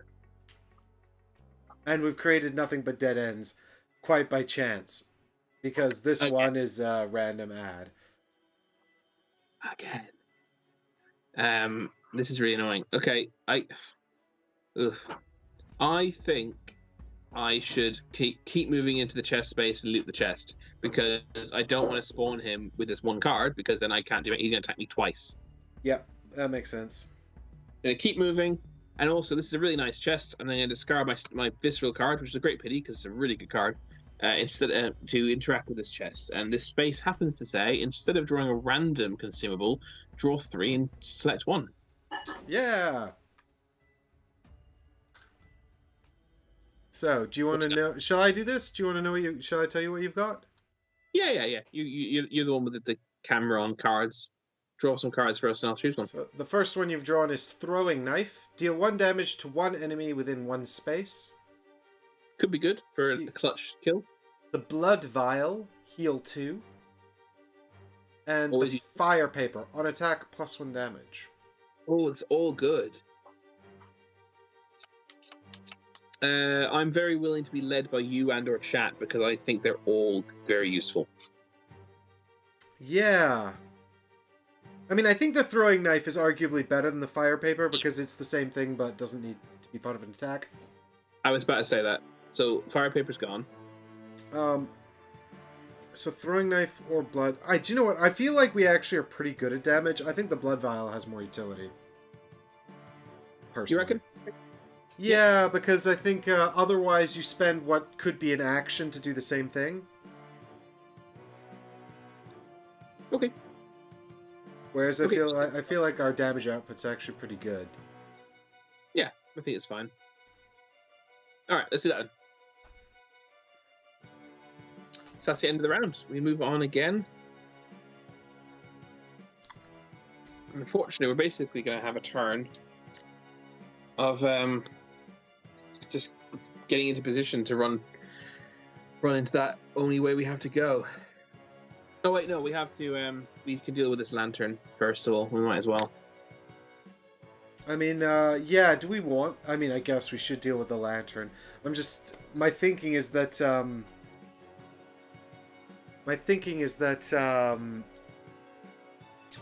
Ooh, just very quickly, Alessandro. Sorry to miss you.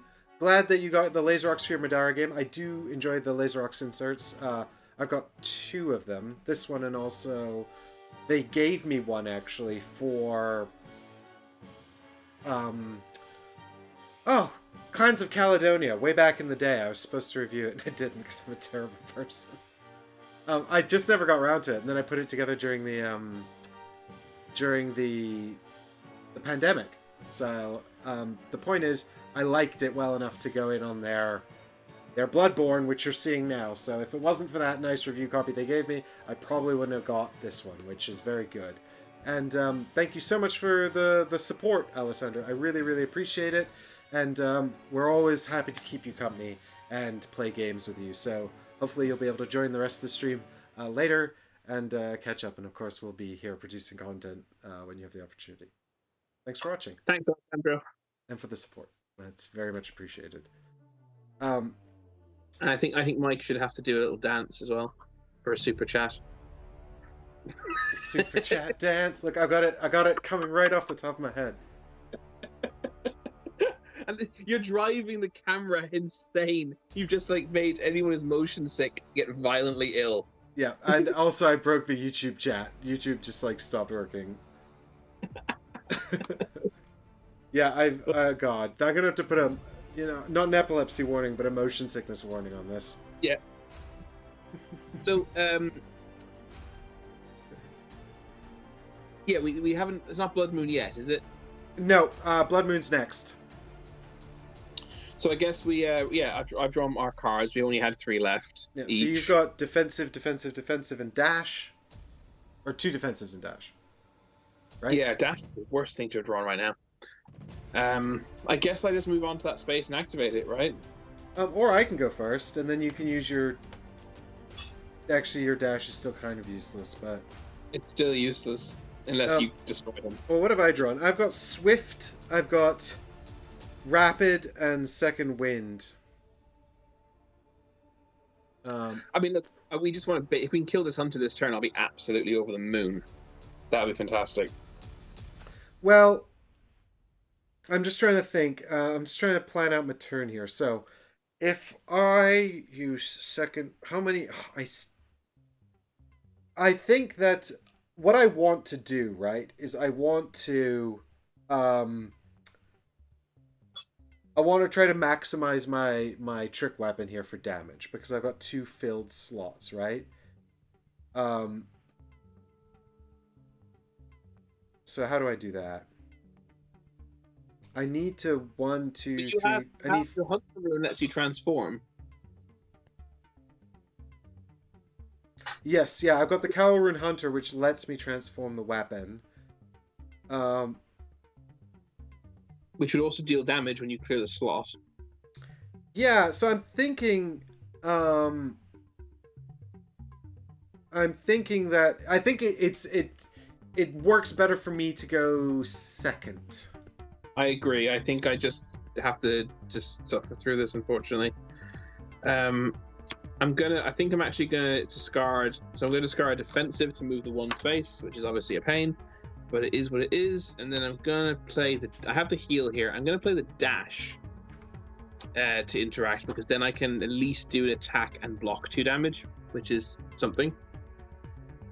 With your other defensive card, yes. Yeah. As opposed to doing no damage and dodging. So I'm going to interact with this lantern space. So we're going to have a new mini-boss, which is Hunter Axe. That's from the original box, I think. I have no idea, but Yes, it is. All I know is it's from the Bag of Evil Hunters. So, Evil Hunters? The Bag of Evil Hunters. well, it's this person, and they're mad, and they also have a big axe. And we didn't fight them last time, so I'm excited to see what they're gonna do that's mean. Ugh. We got 2 new hunters this time, in fact. And I'm so glad that I brought a little snack in here with me because I'm starving. We have now fought, well, once you fought this guy, would have fought all 3 of the basic starting hunters in evil form. I hate this guy. He's got AoE. That makes sense. The whirlwind attack, yeah. That's from the video game. Are you ready for me to select a number? Because I have a number in my head. Ooh, here we go. Alright, let me... Randomizing the numbers. Here we go. Which number is it, Chris? 3 again. Well, that's the whirlwind side. That's... Well, then I don't want that. I don't want that number, then. You got it wrong. Fix it. So he has a stagger at medium speed. That's fine, because I won't go that slow. Oh, wait, sorry. I know he's doing basic, so it's going to be slow after hunter's attack. If the attack was not staggered, all hunters within 1 space must dodge. That's fine. You're not within 1 space. Good thing I went first. Although he is going to do that again on your turn. That's annoying. And I won't be able to dodge, so I'm definitely taking 2 damage. So I'll probably heal. I think I'll heal at the end of my turn. Well, I do have the Odinwraith rune, so I can just stagger him. Oh, sweet. Okay, ignore. That's fine then. Perfect. But anyway, I'm going to play defensive. Sorry, I'm going to end my turn, and he's going to attack me. Well, he's initiate combat on his activation. I'm going to play defensive as an attack into my slash with the Bloodstone Shard, which I've just used every time and cleared so far every time. Yes. And then he's going to draw one of the 2 basics that's left in that deck. Yes, he draws a basic. And, Hackers, it is, in fact, a peanut protein bar. Yum. Oh, these are the protein bars you were obsessed with. I brought a whole bunch of protein bars at UKG. I kept saying, Chris, have a protein bar. Don't lose those gains. Chris was like, I'm good, thanks. So, there we go. But they're good. Yeah, they're low calorie. Because he does 3 damage to me because defensive, only 1 gets through. It was not staggered, so all hunters in 1 space must dodge or stuff. Wait, is that me? Does that include me? I presume so.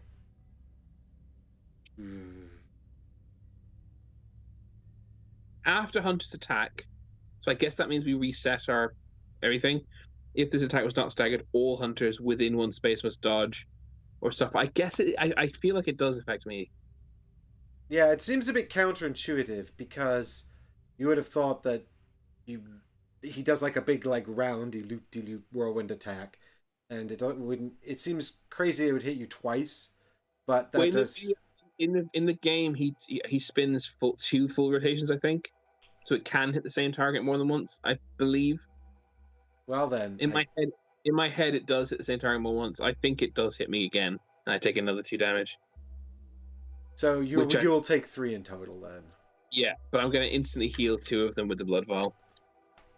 The blood vial was a good shout. Bye forever, blood vial. Okay, so you wind up just taking 1 damage, Chris, and you've done 3 damage to him thanks to the Bloodstone Shard. Yeah, exactly. So hopefully I've set it up nicely for you. You probably wouldn't usually be able to kill him from this, and you still might not be able to, but I'm thinking with your 3 free damage with clearing slots, you might be able to pull this off. Alright, so I do need to do...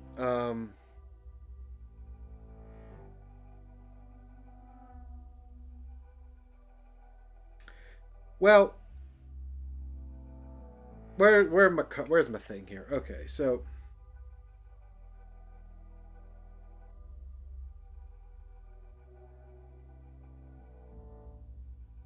Oh god, you have to use 2 cards just to get in here.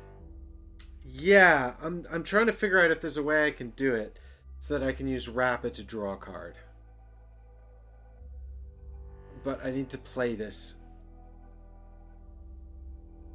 You could use Rapid to draw a card. Yeah, you just use the other 2 to move into the space. Yeah. It's a shame because And one then of them is Swift, though. yeah, but that's like it's just 1 damage you're losing, and instead you're getting a whole new card. That's a good trade.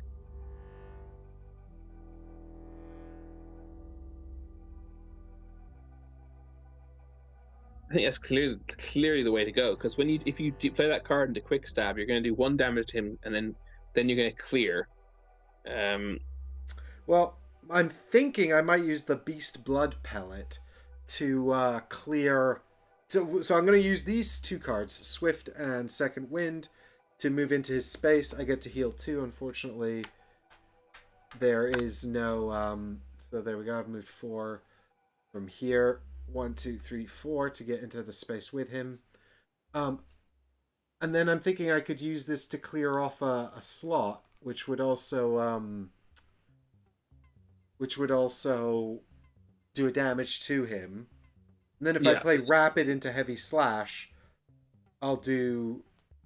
I can use the Carol Rune Odenwraith to stagger him, so he won't get to use his Whirlwind. He'll take 3 damage. I'll get to draw a card. and then you can see what you want to do from there. Yeah, I think that's a good play. Yeah. Okie dokie then. So here is the plan. Now that we're here, we're going to spend the Beast Blood Pellet to clear a slot, which is Heavy Slash, which deals damage to him. Blap. And then we play Rapid into Heavy Slash, and we're going to combine it with Odin Writhe, which staggers attacks at the same speed. So he will draw his basic and do nothing because he is staggered. Womp womp. And that is planning. It's using the old noodle. So he takes 3 damage. And so he's down to 3 health. Yes. And actually, I draw a card here. And yeah, I should be able to kill him. That's another damage clearing that slot. So he's down to 2 health now, right? Yes, he's oh yeah. And then Rapid clears the slot, which deals another damage. Yeah. And now I actually have to shuffle and reset my deck to draw a card as well. Yeah, so you're shuffling at the 11 cards, not the basic, obviously, that's in your slot. And what'd you get?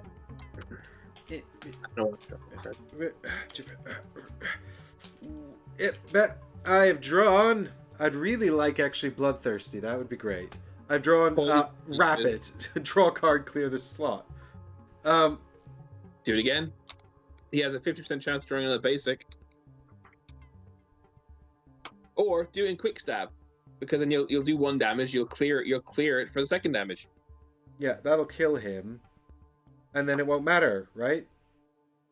I don't think it matters what he gets. He can do the slow attack or medium attack, neither matter, or he can transform and then do a medium attack or a medium attack. Yeah, it doesn't matter what he gets. Yeah, so the question is, do I resolve the text on Rapid and clear the slot before he gets to do his attack? I think so, right? I believe so, yes. That's how we've always understood it. Alright, so I play this into Quick Stab then, and I do a fast attack. He's going to reset his behavior deck. Excellent! This worked out brilliantly. Man, this trick weapon is bananas. He did. What did he draw, by the way? Actually, to find out what he draw. Oh, yeah, you're doing that now. I'm resolving that right now. Well, I think he does have a heal on the other side, but... Does he? But it doesn't matter. Yeah, but it doesn't matter because the heal only happens at medium speed, and you're going at quick speed. So I will kill him quickly. I kill you quickly. Kill him quickly. Fishing out the rulebook to make absolutely certain that it doesn't specifically say text is resolved separately at another phase. If it doesn't, then text is definitely resolved at the same time. I feel like that would be an unnecessary complication that seems very un-Eric Langy. So, resolve attacks. Once it is known which attack both the enemy and the hunter are using, it's time to perform those attacks. Attacks are resolved at this speed, starting with fast, medium, slow. In the case of the hunt's attack and the enemy's attack sharing the same speed, that's simultaneous stuff, yada yada. It will deal its listed damage to its target and resolve any effects linked to that attack. Grand! I shall then reveal his thing, which is special. So he's going to do Call Beyond, which is stagger stun, targets all hunters in the space. It would be bad, except he's getting killed. Yep. Nice job. So there's 1 damage. I clear this card and do a 2nd damage. He dead. And you get a delicious blood echo, and you can also have a Call Beyond. And I get to draw a card. Oh my god, do you? Yep. From Rapid. Draw 1 card, clear the slot. That is crazy. Oh, look at that. I got Dash. I could move 3 spaces and attack the other enemy. No, I couldn't, actually, because I don't have enough things. Curses. I mean, I could move 3 spaces. And then 2 more. I could reveal a new tile. Good. And and then I'd just be standing there completely naked. They would attack you. We have a Call Beyond. Ooh, that's really good. Oh yeah, actually, I had no idea what you were talking about for a minute there. I've just drawn the reward that potentially we can have. Oh, it looks like the funny plant thing, but with antlers instead of a weird hangy bit. It's a living thing, definitely. All Beyond. Deal 2 damage to all enemies in your space. So, you've got Bloodstone Shard and Augur of Abritus, but I've also got 2 things, so... We've both got great things. And you were just talking about how you think we're good for DPS, so I reckon don't take it. So my only argument is that you give up Augur of Abritus because it's kind of the same thing, but Augur of Abritus is tapped. But Augur of Abritus does 2 damage and... Oh yeah, well, I do 2 damage and move 1 enemy, whereas that's AoE 2, isn't it? How often do we have more than 1 enemy in the same space? Not very. That we're actually trying to deal with. Not very often. But I agree. I'm not going to have my respawn. I mean, you've got 1 damage on you, so... Goodbye, Augur of Abritus. You have served me very well. And if I die and have to try this chapter again, I'll get it back. That's true. If this is not yet the final attempt at the Hunter's dream, Hunter's End. How ironic that the Hunter's End is the one we replay. Yeah. Well, in fairness, if you lose, you're meant to restart the whole thing again, but we didn't lose. We actually won, and we're choosing to try again to try and get a different ending. So it's perfectly legit. 100%. Okay, what am I going to do? Yeah. Do you want to move 5 spaces to... He will hit... No, he'll hit you then. He'll hit you. If I move 5 spaces, I will get messed up. On the other hand, if I stand here and do nothing, I'll lose a card and we won't make any progress. Yeah. You do have the old Hunter Bone, don't you? Or do you to dodge, correct? Yeah, I do actually have the old Hunter Bone. So I could dodge 1 attack. Yeah, maybe just do that then. I mean, I'll wind up here. And... Because everything's going to respawn after this, so that he'll move back. After he follows you and hits you once, he'll move back to his spawn point. So I think, I mean, it's been working so far. We've been absolutely gung-ho so far, and we actually actually have to reveal the workshop. Yeah, because we've killed all 3 mini-bosses before the first Blood Moon. Actually, that means I could go to the workshop instead. Let's have a look. Let's see what the story is. We don't want to interact. We don't want to talk to Gehrman until we've done some side quests. Is what we think, right? Well, we don't know because we don't know the outcome of that. True, but there's definitely let's resolve this anyway, and So card 5. Dun, dun, dun, dun, bum, ba, it the workshop. Okay, card 5.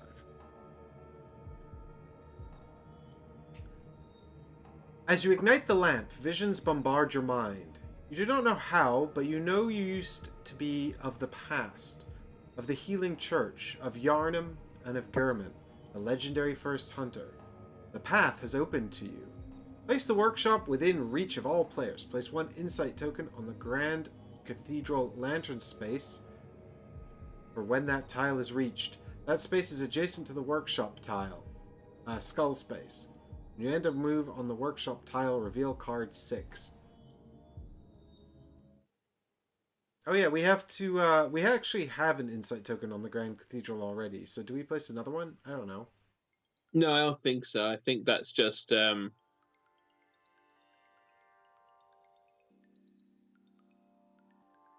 I think that's fine. I don't think we need it. Oh, Chris went away. Chris, come out. I'm here.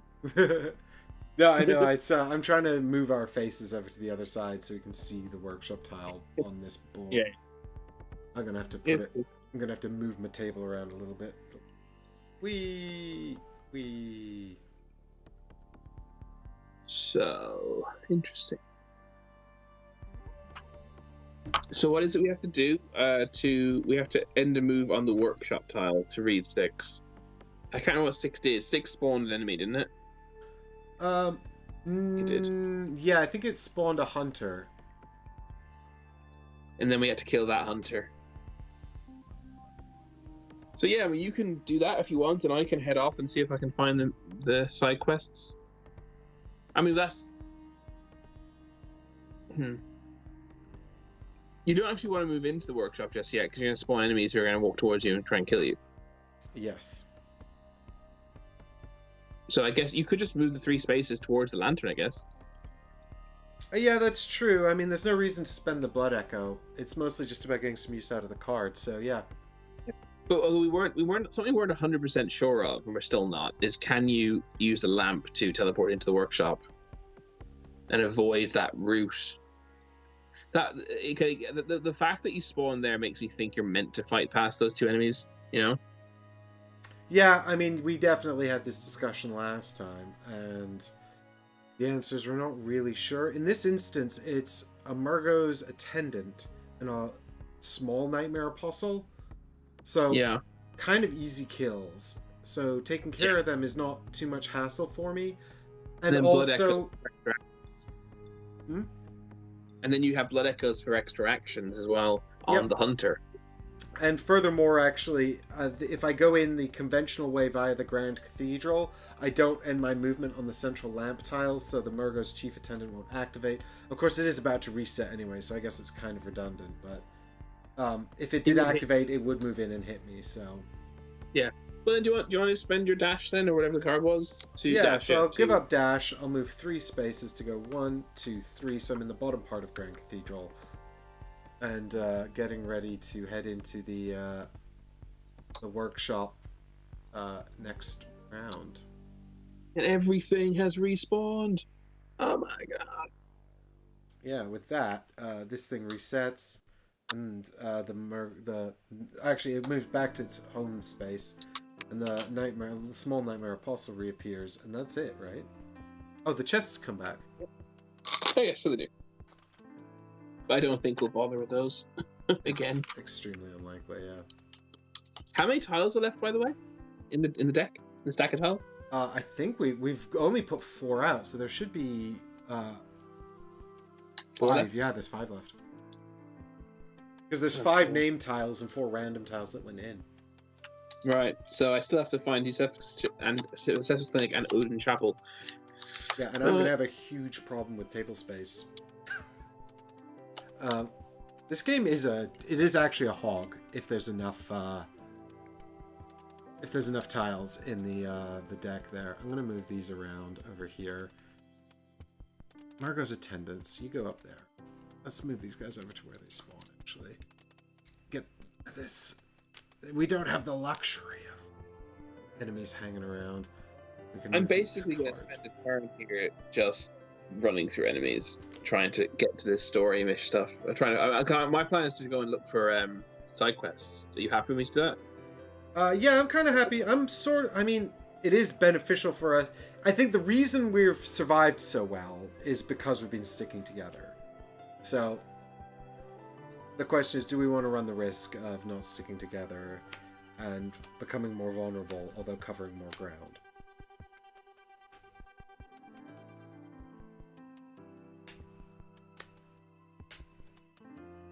I'll tell you what, do you want to run into the workshop first and we'll see what happens? Yeah, I mean, seeing as we kind of know what I'm doing anyway, it kind of makes sense for me to go first, doesn't it? Yeah, exactly. So I drew basic, dodge, adaptive, and tireless. What about you? Basic, dodge, adaptive, tireless. There we go. So there's your hand there. I've got quick change, which is a good one. I guess it's all right. So may transform for free after the attack. I've got invigorating, heal 1, clear this or another slot, and basic stagger. Okay. All right. So Off you go. I'm gonna have to. Is it? Do I end my move here, or do I have to? Oh no, it's adjacent, so I can actually just move right through this lantern onto the workshop, right? You move from the lantern space to the inside space printed on the workshop. Yeah, so I can do that move 2, and then I'll have to move 2 more to attack the Murgo's attendant. Yeah, but then you can just insta-give him. Yep, I can probably insta-give him. What's his thing? So we've got 1 special in the enemy action, so there's still a special, there's still an ability or a basic. So the ability is Iron Skin blocks 2 and then makes a Scourge attack. The ability would be the only thing that would be a problem, because even if he does, because you could stagger with heavy slash, and then you could gain +1 speed. Oh, he still hit you actually. Yeah. What I probably want to do actually is play quick change into quick stab. I do 1 damage for quick stab, transform the weapon, and kill him with it. Yeah, because you'll. Yeah, that's very clever. Yeah, do that. Okie dokie. So that will take. It'll take me 2 cards to get to him. So I'll play all 3 cards and then kill him. Yeah, makes sense though. Yay! Okay, so I'm gonna play. I'll discard stagger then to move. This camera needs a quick reposition so we can see what's going on in a bit more detail. Okay, so I'm gonna go 1, 2 over to here, which spawns the enemies on this tile. So we've got a tiny little guy. I'm so scary. And one of the spiders over here. And then I shall... Now, is it when you end a move, or is it that triggers the thing? End a move on the workshop tile. Reveal card 6, which I believe... Yeah. The Hunt's End. Progressing, you find yourself in the remains of an old abandoned workshop, seemingly a replica of that which appears in the dream. Or is it the opposite? The lone, unlit lamp calls to you. You sense your journey is nearing its end. Whatever awaits you, there may be no returning. Reveal card 7 and spawn 1 random hunter mini-boss on the workshop space. It does not respawn on Blood Moon. Slay this boss and then interact with the workshop lantern space. Reveal cards 8 and 9. So reveal card 7, which says... Defiant Apparition. Yeah, this guy's extra hit points if there's extra players. But there's not, so we don't have to worry about it. Yeah. Okay, so hopefully the last time tonight, let's spawn a mini-boss. This will not be the last time we do this. I am sure of it. For Hunter. Stake Driver. I think it'll be last Hunter. Yeah, potentially. Oh, yeah. Stake Driver. Where are you, Stake Driver? You're not there. You're on the... Yeah. Here he is. He's like, oh, big scary stabby thing. And he's also got a gun for shooting. We've got to see a bunch of these hunters. It's kind of cool. I never thought I never knew where these guys were going to come up, but here they are. It's kind of fun, actually, to be getting them out all the time. Where are you? And I was looking at them, actually, and I think this is Rifle Spear Hunter. That's the wrong one. It's cool, though. Stake Driver Hunter. Here we go. So he's got 10 hit points. Is Stake Driver not the same as Oh, have I got the wrong one? I got rifle spear. Nope, this is stake driver. Oh, it's different. Why did I think that was the same? That's weird. Because the art kind of looks similar-ish on them. Yeah. They've both No, got that funky hats, and I mean, you know. So I we've also got got he's got a basic stake slash, which is very simple, but I have a feeling there's going to be a lot more to this. He's got repeating pistol, which is a fast stagger. Unless it was the last card, shuffle the special card back into the enemy action deck. Ooh. I hate that. It's repeating. Keep doing it.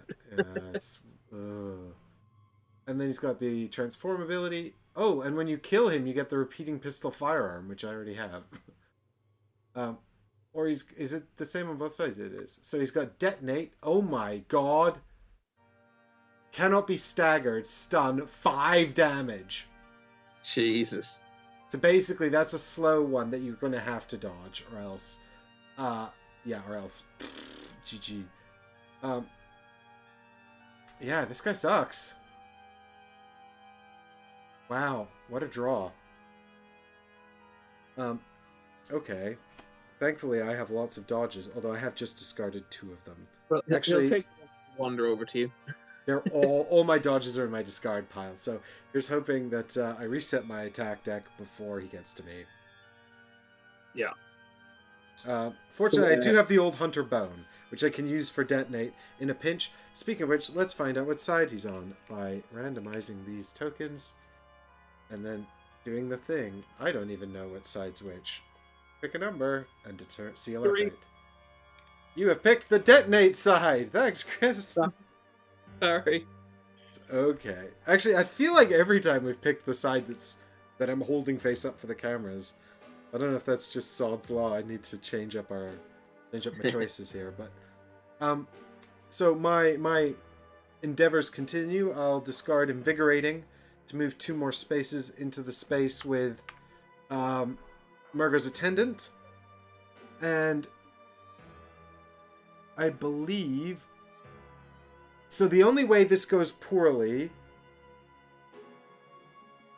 is if we draw ability, which is, 2 in 5 chance. How do I feel about that? Well, oh, do you know what? Actually, I could keep in. Sorry. Even then, he just survives. He won't hurt you. No, because he'll do a scourge afterwards. Oh, yeah. So maybe.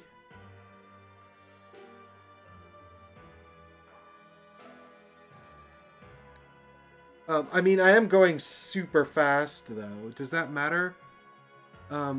Blocks 2 from the hunter's attack. Abilities happen first. Yeah.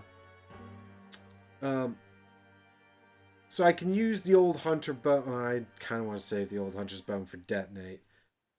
I'm just thinking I could move with. Thanks, Mr. Diddle. This is I've got to get, actually, let me just bring you guys in here so you can see what's going on. So I could have used this for move and kept either Invigorating or Basic Stagger. Although, actually, I did use the Basic Stagger first, and then we revealed the Hunter, so I can't have that back. But I did just give this up to move, and I could hang on to this and use that for movement instead. Now that I'm thinking about it. Is there a reason to do that? I don't think so, because I have to play Quick Change into the Quick Stab. Yeah.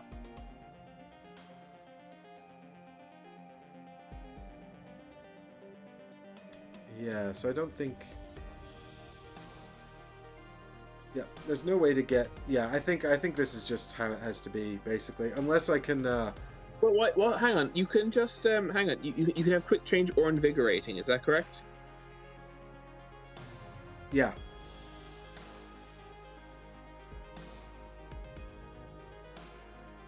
And the problem is he might block enough damage that he survives, correct? Yeah. But if you use Invigorating in Quick Slot and use Empty Phantasm Shell to increase its damage, then even if he'll still survive by 1. God damn it! Yeah, the problem is the block 2 on Iron Skin. Just don't draw it.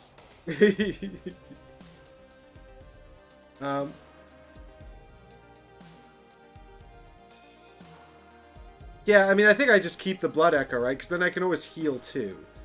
So, yeah. I mean, he'll survive, which will be a massive pain. Oh no, but then he'll activate, and I won't have anything for that. And I don't really want to be poisoned either. It's okay. We've got plenty of time left insofar as we're on the first blood moon.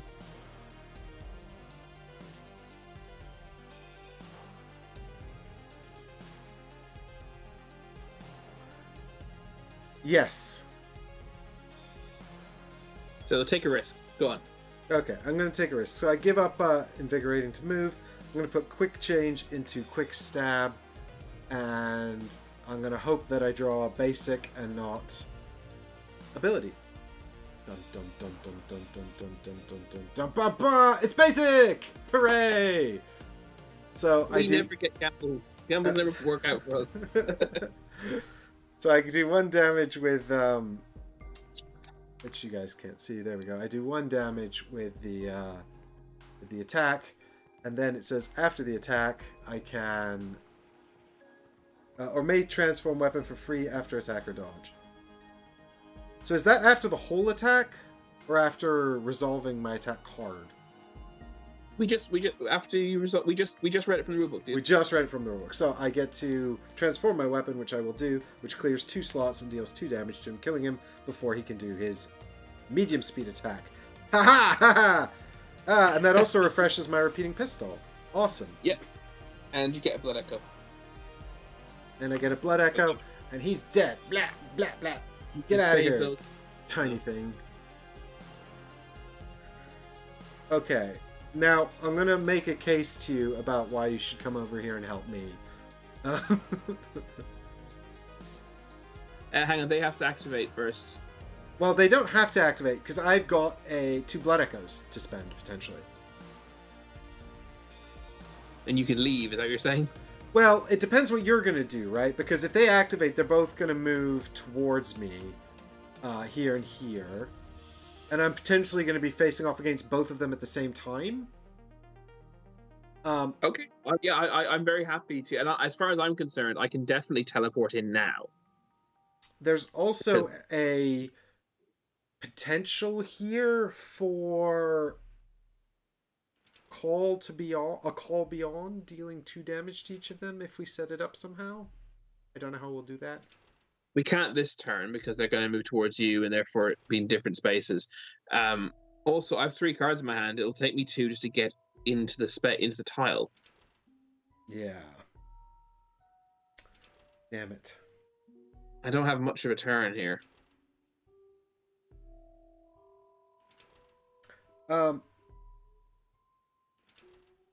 Yeah. Are you suggesting you? Yeah. I mean, it makes sense to use the central lamp, right?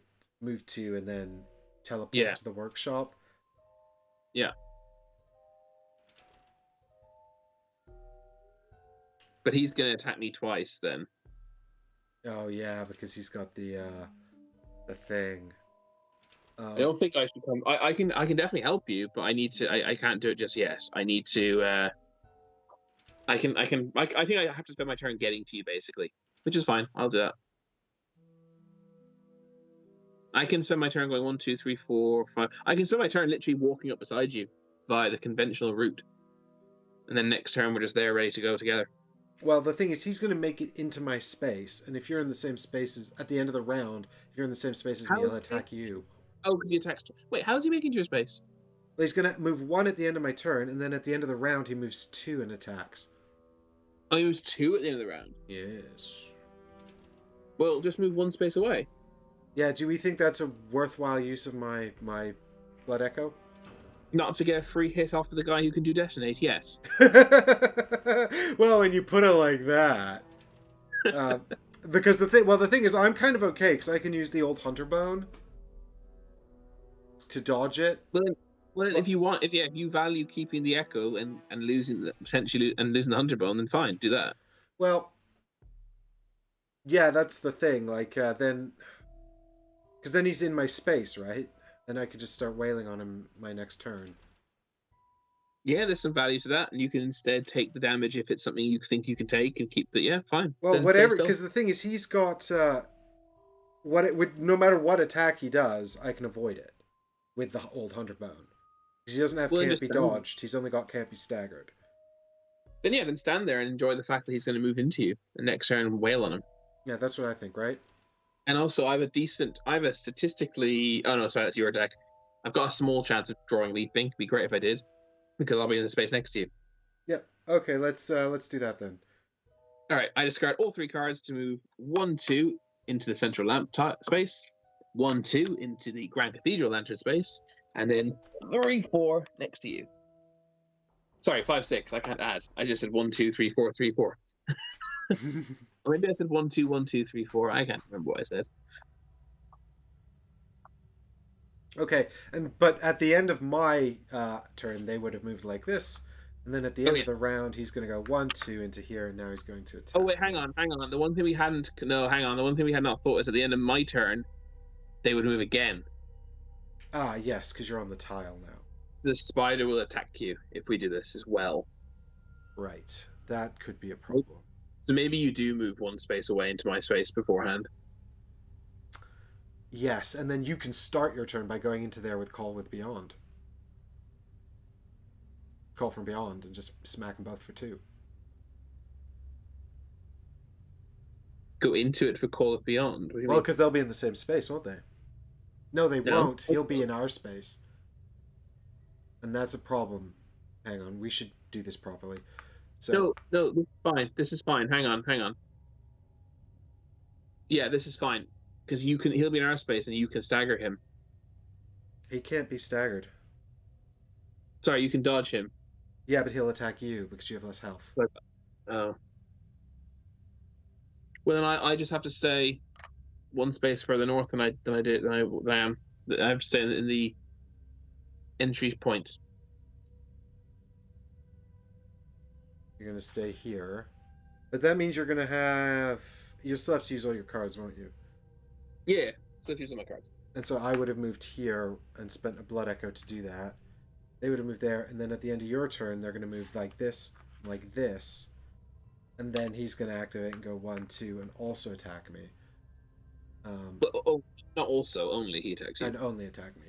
Okay, I mean, it's expensive, but I think this is probably our best bet. I think we're well situated then to destroy him at the end. Because then if you go first and Spire moves into his turn, he's still alive, I can then double hit them both with Call from Beyond. We'll see. We'll see if we need to use it. So what's he doing to you? Let's find out. It's probably gonna be fine. It's a basic attack. It's detonate. So I will flip over the old hunter bone. When you're attacked, automatically dodge that attack. Yes, please. Thank you. And then his card transforms. Oh, that's good. Because that happens after he does that attack. Yeah. Sweet.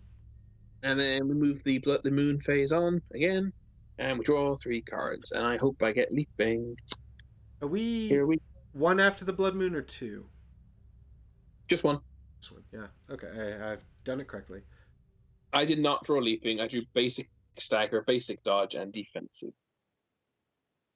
Basic stagger, basic dodge, and defensive. I bet you're going to get leaping. Oh god, so annoying. Probably right. And I'm not going to get any of my dodges because they're all in my discard, which is what I really need now. You have 1. I have swift, leaping, and second wind. No dodge You at did all. get leaping. And I did God's get sake. leaping.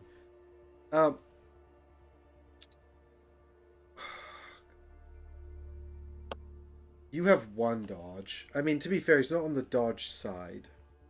But if he uses his ability... I mean, I do have my repeating pistol back, so if he tries to detonate... No, I can't stagger it. It cannot be staggered. The only way to avoid this is a dodge. Yeah, I might have to bail on him. Bail. Yeah, just like not attack him this round. And do what? Well, I could go kill the spider. Oh, okay. Well, He's gonna because follow you. Like, yeah, he will follow me. why can't you attack him? I don't understand. He's on the other side now.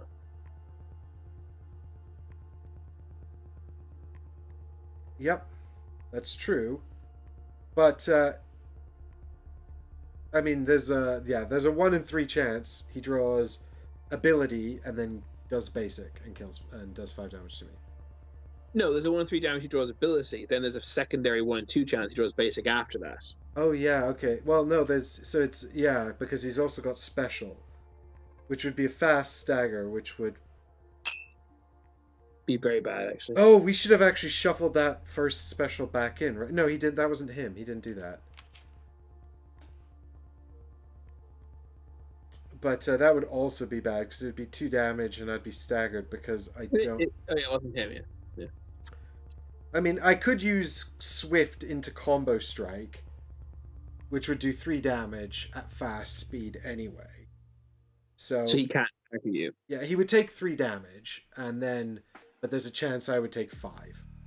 And you could make it even faster, and even if you wanted to, and you do more damage with empty phantasm shell. Although there's not much point. Yeah, I think that there's not much point right now to do that. There might be a point depending on how that plays out. Yeah, I think Swift into combo strike is probably my best. Well, I get to transform the weapon, but then what's the point of that necessarily? Yeah, you could do it into impaling thrust, although it's the same damage either way. Just depends on whether you want to transform or not. Yeah, I think in a way it may be better to put Swift into. I think in a way it might be better to just put it into impaling thrust and just get that damage, like 4 damage. Or it might even be worth doing it with. It also builds up your slots for a transform. Actually, do you know what? I think in a way, given that he's got stagger on fast, it's better to play leaping into impaling thrust and then boost it with the empty phantasm shell, because that's 5 damage at fast. Okay. Yeah. And then he's got 5 damage on him, and we'll see what happens after that. And I have the Call Beyond, so he's probably dead then. Let's try it. Yeah, and if he draws a basic, I mean, I could just stagger that with the repeating pistol as well. I'll get it back when I use the combo strike anyway. Alright, so we'll do leaping into impaling thrust with phantasm shell. So that's 5 damage and fast, and we'll see what he does. Here we go. It's special. So he's going to use his repeating pistol, which is also fast with stagger, and then we're going to shuffle this back into the action deck because it's not the last card. He'll do 2 damage to you, but that's fine because you're fast. You still do 5. Yeah, so I do 5 to him and take 2 damage, which is okay. I mean, I can use the Blood Echo to heal. Yeah. Which might actually be a good shout because then I can't be insta-gipped by Detonate. So, yeah, I think actually I will do that. Because then you can actually... Yeah, because then I can play Swift into combo strike, and you can just... Whatever happens, you can move in here and kill him with Call from Beyond. And I can damage the spider as well. Yeah, because it'll be in my space. Yeah. The downside is that... I mean, actually... You can use second wind to heal with a bogus move action. You yeah, can move up, which is 0. You can include 0 and just heal.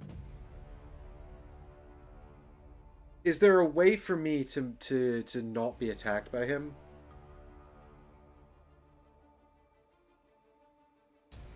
What do you mean? No. Well, you can run away. Yeah, you can just run with both Swift and second wind. Just run 4 spaces. But I think just end your turn. No, not end your turn. Just. You think just end my turn here? No, I decided against that when I realized. Well, you're gonna get attacked by a spider, so yeah, maybe end your turn here, so you can do swift combo strike, and then you have second wind to attack the spider when he attacks you. Actually, yeah, when he actually spider's gonna go first. Oh, but no, yeah, spider will activate first. Yeah. So yeah, just do the combo strike, and then aha. Yes, I got it. Little caveat rule we forgot about. Well, it hasn't come up yet, but we can exploit. Attacking with swift, then use second wind to move 2 spaces back to the Grand Cathedral lantern tile. He will pursue you after your move action Into your space. to my space. And actually, we don't even need the rules exploit. Because he won't activate because you're not on his tile anymore. But I am on a tile adjacent to him. Okay, well then the rules exploit still saves us. He doesn't follow you because he's in my space. Oh no, unless he can attack you, he does. Damn it. Right, but what about if I... Oh, hang on.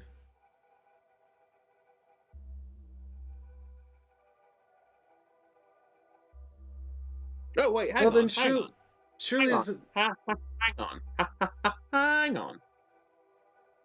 You'll insta-give him with Swift.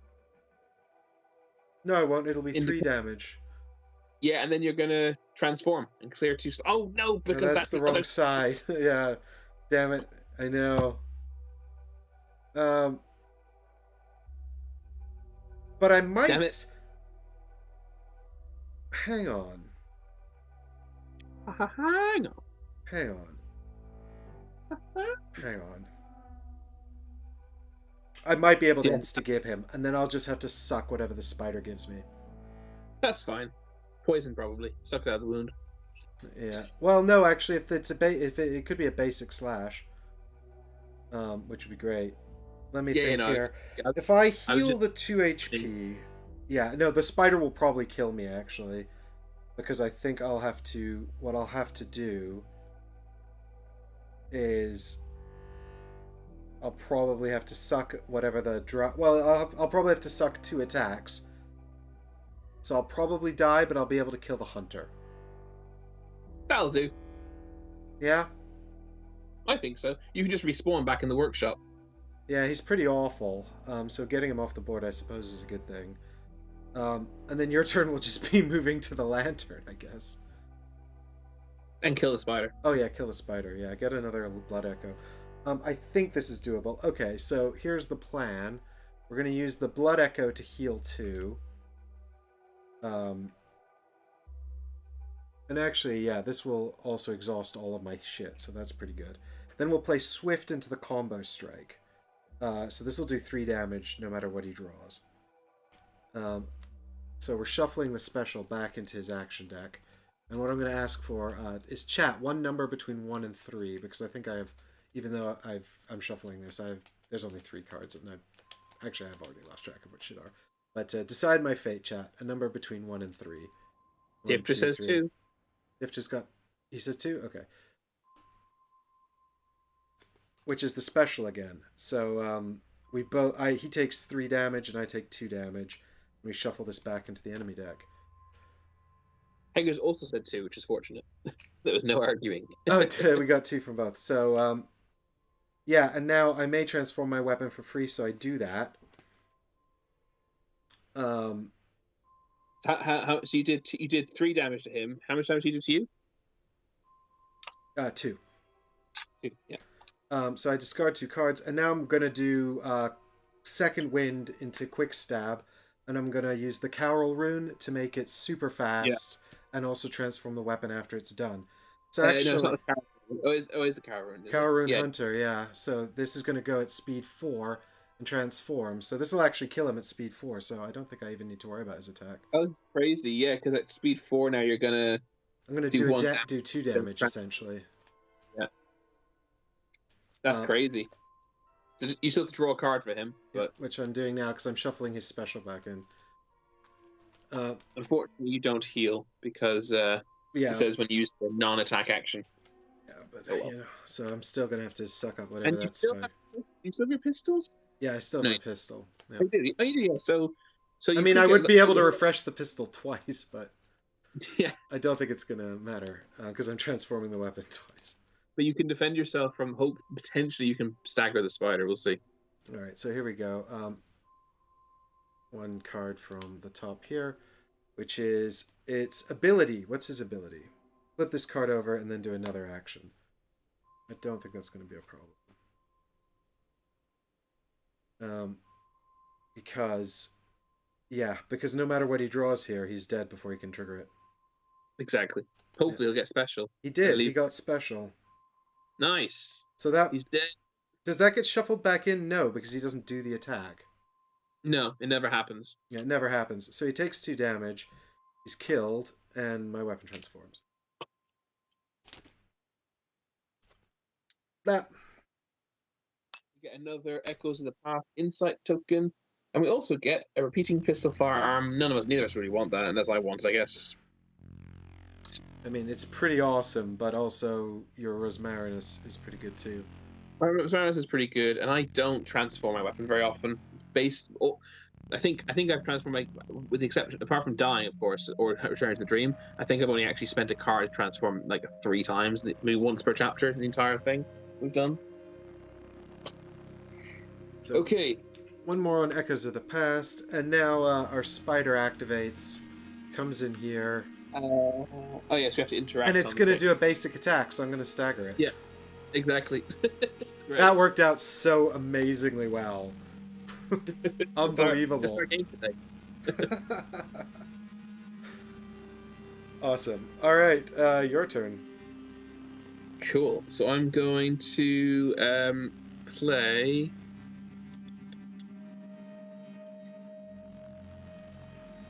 What do I want to keep? He could do anything, couldn't he? The spider? Yeah, because I'm resetting the deck now.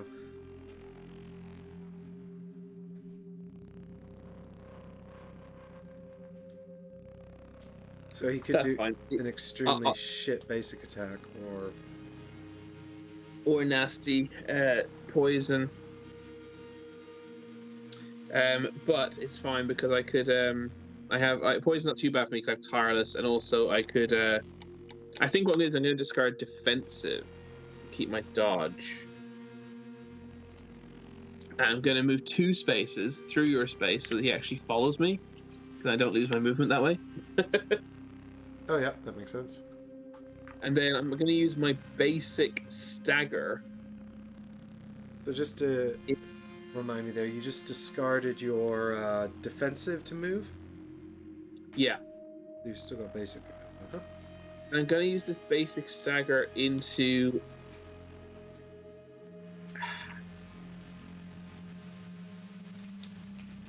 Wait, no, sorry. No, don't keep... Oh, yeah. No, the problem is webbing, right? Webbing sucks. Yeah, sorry, no, I want to... Yeah, webbing... I think I'm going to have to... Webbing might just happen. I'm just going to accept webbing might happen. I'm going to discard stagger to move. And I'm going to play defensive into heavy slash. Yep. For attack, that is. Okay, and this will kill him basically, no matter what. No, because if he gets special, you're staggered. I have my Rosmarinus done. Oh wait, no, do I not have it? You don't have it. Oh, yeah, I was looking at it when we were talking about it a second ago, and I put it back on the side that was good for me.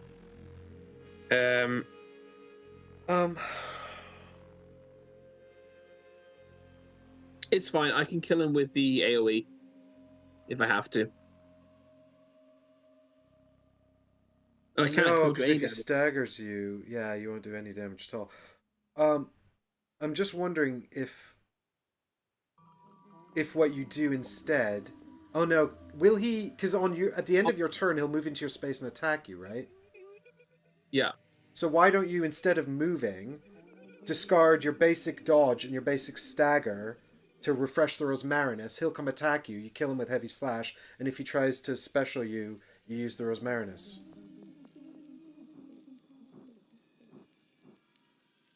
And then at least also then if he uses webbing, you don't even have anything to discard. Well, you got some value out of the cards by refreshing a gun. Yes, that's. I'll do that unless this last option I just thought of works any better.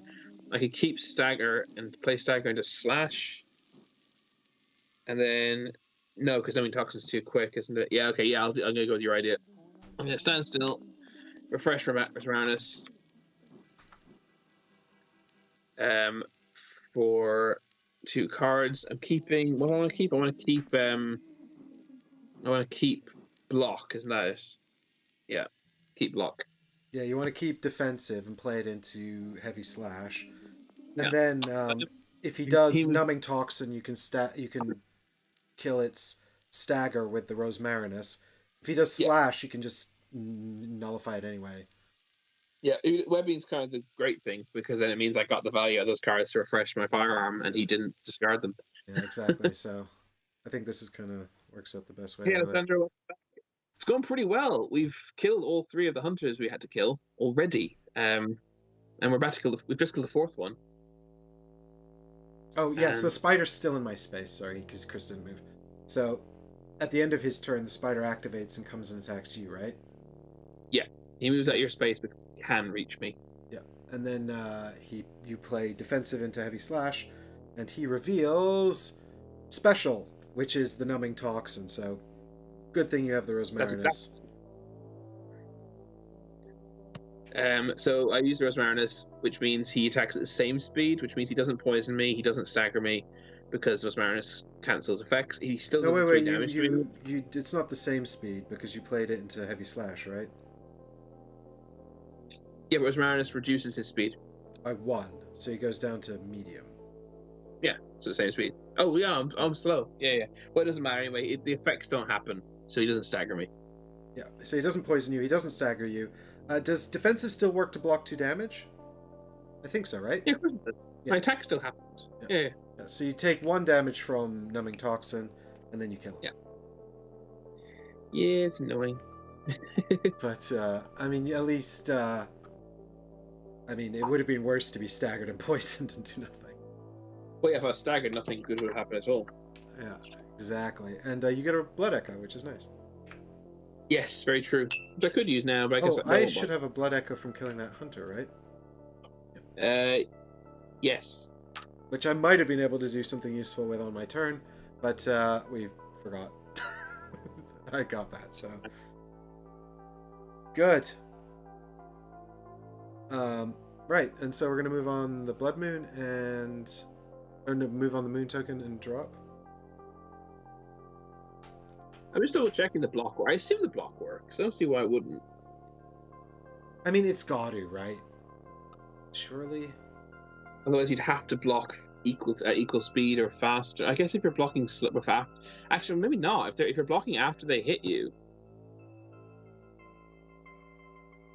Yeah, I feel like we've had an issue with block before, where there's no good text about it in the rulebook. Well, while Chris is taking a moment to look that up, I'm gonna have my snack, and I've been told I have to mute my microphone, so you're all just gonna. I can't. There's nothing to look up. It's not covered. What about the internet? I feel like we've done this before. Can you here knock my camera off so that people don't get crazy motion sickness? Okay, hang on. I just have to turn off Chris's camera. There we go. Chris is still here, so you can hear Chris and see me. So between the two of us, what we're gonna do is like a funny mime situation.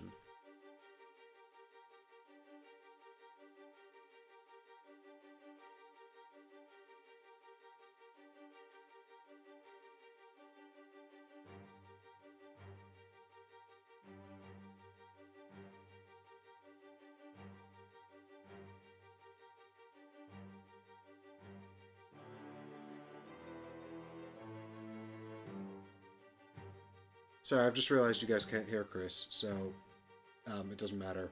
So you just, I guess you have to listen to me chew. The people who complain about it aren't in chat, so sorry guys. If you're at home and you hate this, I apologize. If you're watching this in the future, I'm sorry, but I'm so hungry. There's nothing that could be done.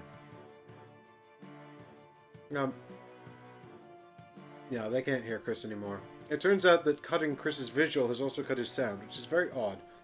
I'm actually surprised. I guess it's a OBS thing where if I cut his scene out, it also cuts his audio. I could add his audio separately, but then you'd be hearing him twice when he comes back visually. And then I'd have to cut that audio and blah. You know. OBS is a strange beast. Yummy. But, you know, that's what we get for using free software to stream. But it's also better than the paid stuff, I've heard. Because Paul Grogan used to use the paid stuff to stream for gaming rules, and he moved on to OBS free.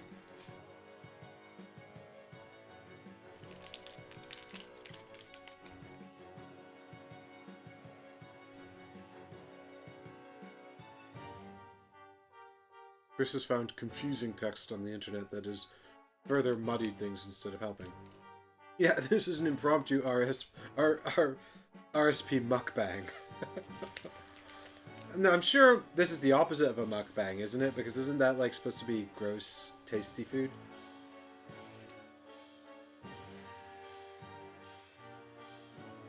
Like a McDonald's or something? I don't know, I've not actually watched any mukbangs. I just know it's people eating way too much food, right?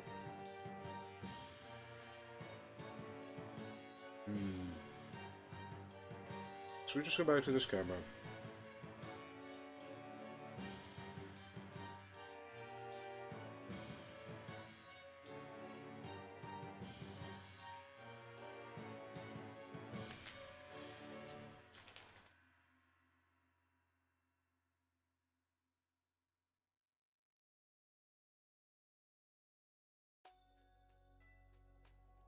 Yes, Chris is reminding me of the last time we looked up block. Basically, due to the way the text on cards triggers, Chris gets the block when he places the card onto the weapon, and then the block is in effect until it's used up, basically. So yes, he does get it. I'm going to bring Chris back now, because y'all do... I'm being very rude and talking with my mouth full. There he is. We each have a Blood Echo. We move the Blood Moon on to the next space, and we draw 3 cards. I've got Bloodthirsty, Poised, and Counter-Strike. All my best attack cards. I've got Tireless, Visceral, and Rallying. I would also argue my best attack card and some other good stuff. Yeah, so basically we've all got kind of an on a round where there's no enemies. Brilliant. So what do we do now? We can go. We can now activate the what seemed to be the end game and take the other decision, or we can go and try and do side quests. I feel like if we take the other decision, the game will continue because it was basically like, "Don't kill me, let me stay and do more stuff." So I feel like it benefits us to do it now while we're here, right? Okay. And I think also because I'm one space ahead of you, it benefits me to run and do that first. Yeah. You can do it for 1, 2, 3, a Blood Echo and a card to get there, and then another card to activate, right?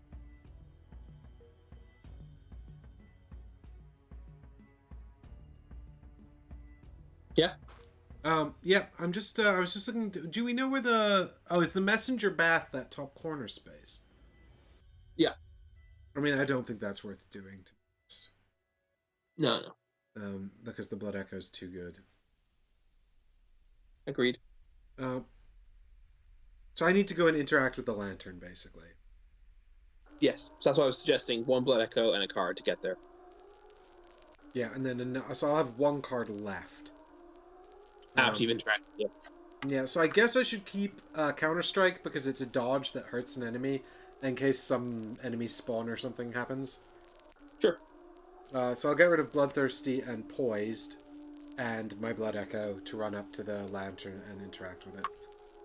Well, here we go. 1, 2, 3, 4, blam! Alright, so we had, so we reveal cards 8 and 9. So we'll start with 8.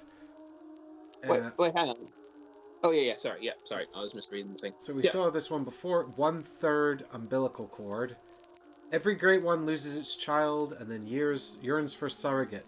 The 3rd umbilical cord precipitated the encounter with the pale moon, which beckoned the hunters and conceived the hunter's dream. So I guess this is actually 1/3 1/3 of the umbilical cord, and the third umbilical cord is the entire thing. So we need 2/3 and 3/3 umbilical cord to make third umbilical cord. I think That's my right. I think it's a Japanese translation issue. Not for the board game, but when it originally came over to English in the video game. I always interpreted it as it's 1/3 of the umbilical cord, but I am starting to wonder now if it's actually meant to be the third of 3 umbilical cords. And 3 of them. But it doesn't really matter. But it matters for lore, probably. But I can't remember the lore to that depth anymore. What we know is that what we can divine fairly using our clever gamer brains is that there's 3 parts. This is one part, and we need the whole thing. Alright, here's card number 9. The card I used to end the game last time. Which says, The hunt's end. The world fades and the familiar feeling of awakening in the dream overcomes you. Yet you find yourself in a flowery field. Before you rests the figure of Gehrman, as if waiting for your arrival. You've done well, hunter. Your reward is escape from this night. You will die, forget the dream, and awaken under the morning sun, freed from this terrible hunter's dream. So we can choose one, accept his offer, or refuse. So last time I accepted the offer, and that was the end, and we awoke to the pleasant relief of death. So let us refuse and reveal card 11. Well, actually, you got to choose last time, so I think I should choose this time. Okay. I think we should accept the offer. Accept the offer and end the stream. Well, you were rather optimistic that we would get this done in less than 3 hours, and I feel like your only chance of that happening is to reveal card 10 and end at the same point. We're good. We can reject his offer. Okay. So we reject his offer and skip over card 10 and move on to card 11. Dear, oh dear, what was it? The hunt, the blood, or the horrible dream? Oh, it doesn't matter. It always comes down to the hunter's helper. To clean up after these sorts of messes. Tonight, Gehrman joins the hunt. Tonight, Gehrman joins the hunt. That was for you, Heggers. Reveal cards 12 and 13. The hunt track no longer advances. Place the garden tile within reach of all players. Place all hunters fully healed and refreshed on its lantern space. Spawn Gehrman the first hunter on its center space. Slay Gehrman. Reveal card 14. If all hunters are eliminated, the chapter is failed. Ooh! Boss fight time! And we also revealed 12 and 13, it said, right? Yeah, we got one chance at this. Okay, let me find the garden tile, because I totally did not put that out. Oh my god. Yes, what? You could have warned me that we'd need the garden. No, dude, it's the reverse of the workshop. Oh, brilliant! That's genius! Such clever game design. That's amusing. There we go. So we spawn in the lantern space? I'm gonna take a wild guess, yes, that we do. It says, place the garden within reach. Place all hunters fully healed and refreshed on the lantern space. Spawn Gehrman on the center space. Right. I also assume we get... So refresh means we get all our DD Bobs back as well. Yeah, I assume it means we get to refresh all of our things. And I never used a Call Beyond, and Olga Fabritas would have been better. Yeah, that is a bummer. I assume we shuffle all our cards as well, then. Yeah, I guess fully refreshed means like sort of reset everything. As if you went to dream. So here's Gehrman with that terrible scythe. And he's like, rah, look at my spooky, scary cape. Heggers, do you suspect what I suspect about I don't think we're going to achieve the secret ending. I think we're going to get ending 2 of 3. But Chris, you can't get the 1/3 umbilical cord without doing this. So if we need the umbilical cords to get to the Pale Moon, then Mike isn't through chat. What? But you're mistaken. You're mistaken. About so you're not sorry, what you're saying is not wrong, but you're not thinking through the whole thing.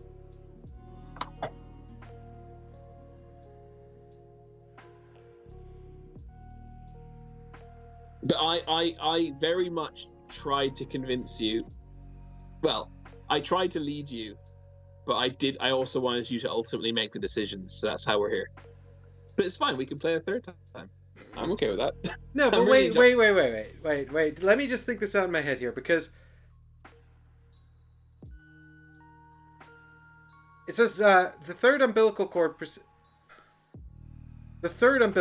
precipitated the encounter with the pale moon.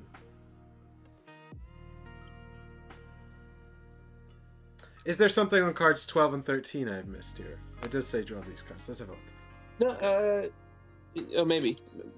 Remains in play until the end of the hunt. Place insight tokens on Echoes of the Past card. Wait, so Essence of the Dream. Remains in place player insight tokens on Echoes of the Past. There's 6 there in total now. Ooh. Oh yeah, because I forgot to put one out for the guy I killed. So 2 more tokens on Echoes of the Past. Heger says, I don't think it matters because Gehrman's going to wreck us. I think that's a reasonable... well, you say that, Heggers. I know I'm dealing with it with Gehrman, of course. I've beaten him once before. And then I became him in Gloomhaven. Place 1 additional token for each Blood Moon space that was not reached on the hunt track. So we're going to get another 3. So there should be 9, actually. Wow, that's so good.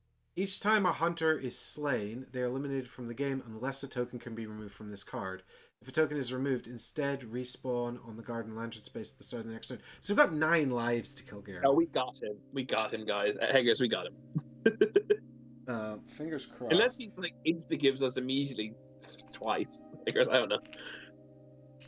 Which, is possible, I suppose. Okay, so there's that. We also get card 13, it said, right? Yes. Gehrman the First Hunter. Gehrman only has 1 phase, but has 2 boss action decks. He begins the fight using the Burial Blade deck. The deck will instruct when to switch to the other. Okay. He probably switches back between them or something. I think that his decks are actually both in the other set here. Damn it. Let's have a quick look. Because I remember seeing Gehrman's Burial Blade. Yeah, I think they're in my other part of the insert. Part I'd left in the box. He only has 20 health. Easy.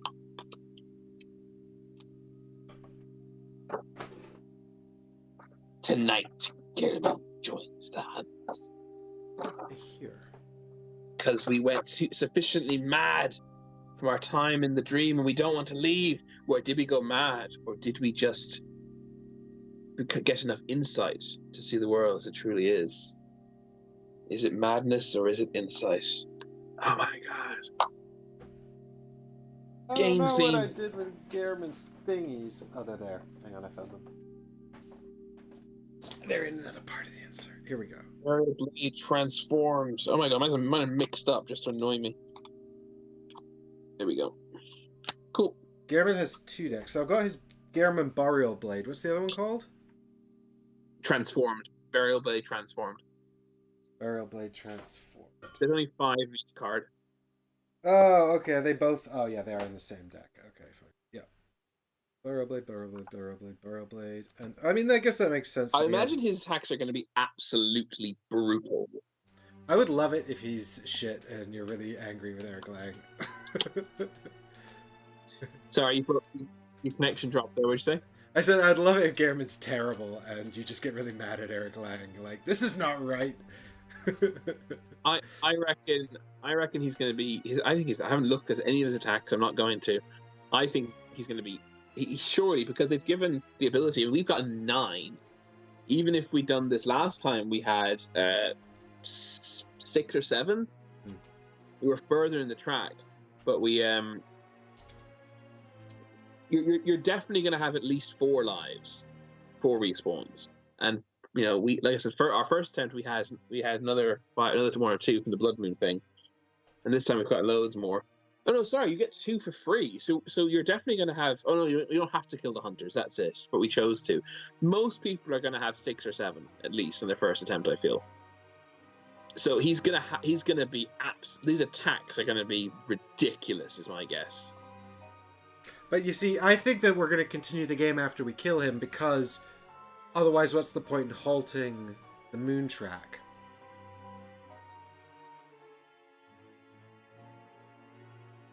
The fact that if you spawn him at the very end, you still get to fight him.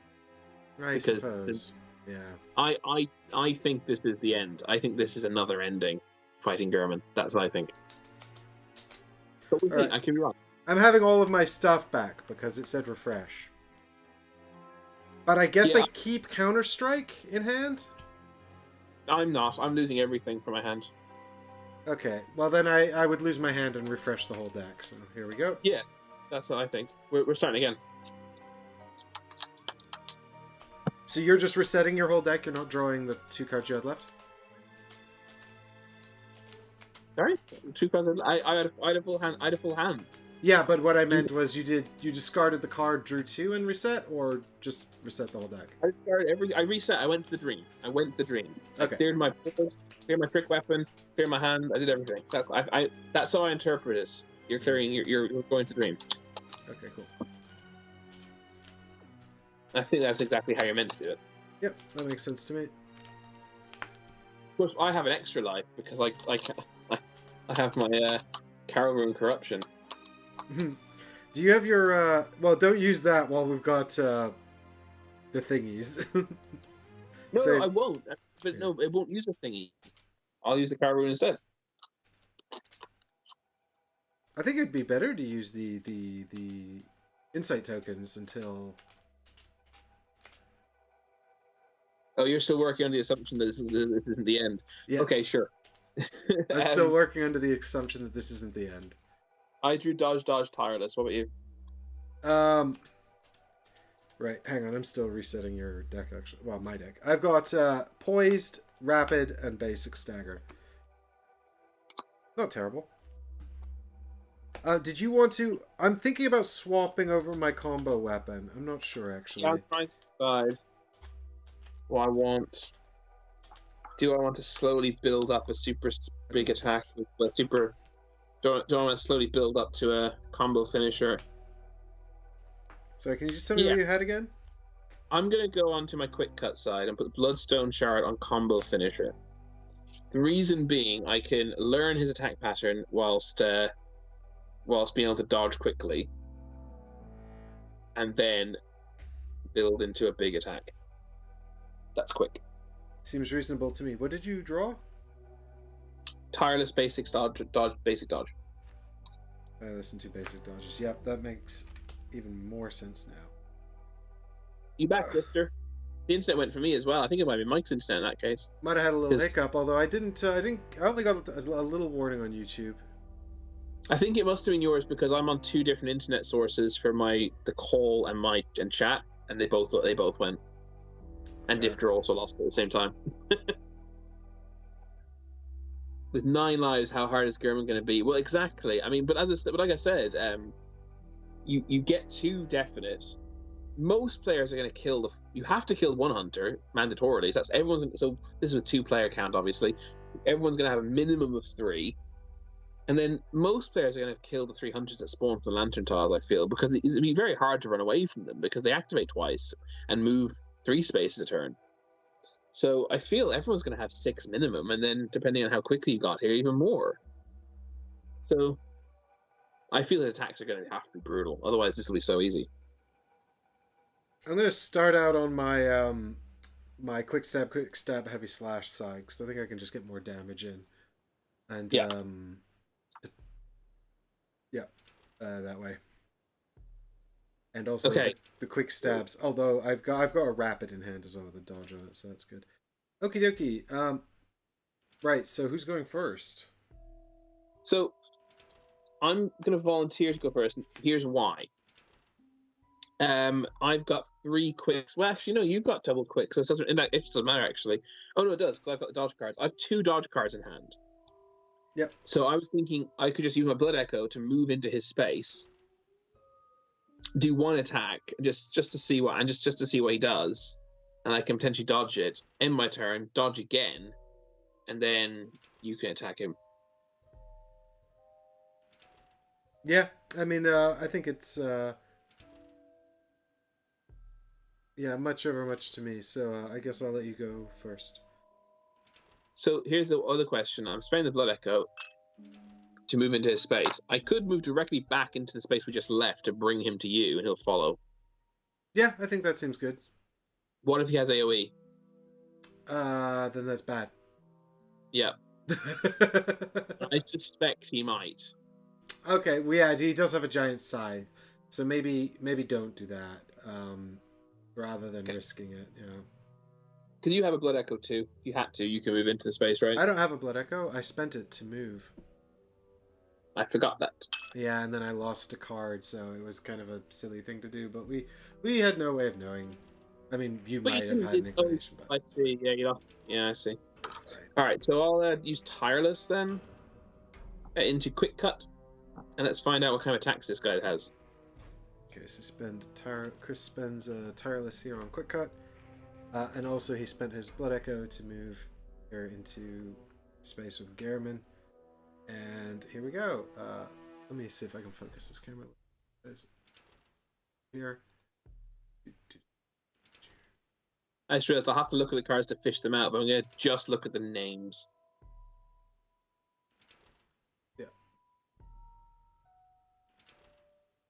Yeah, because I suppose we don't know what. That's probably. I've got them fanned out currently, so I can just see the names. All right, so I've taken the top of Gehrman Burial Blade. But, it is Air Slash. And it's got AoE on it. So it's a medium speed, 2 damage with stun, and all other hunters on the tile must dodge medium or suffer 1 wound and stun. So that would have sucked. Okay, this is... Wait, all other hunters on the tile. So it actually doesn't matter that I'm not in your space. Sawed off. All right. Well, I guess the first thing that happens is I actually draw 2 cards. Yes, this is true because of Tireless. I'm going to move these over here. I don't think we need this right now, so it's out of the way. I'm going to discard one of my basic dodges because I drew Adaptive and Visceral, which are good cards. I also need Gehrman's boss card. Where have I got that? It's over here. Well, he's got 20 health. That's the most important thing. That's the only information actually even on the card.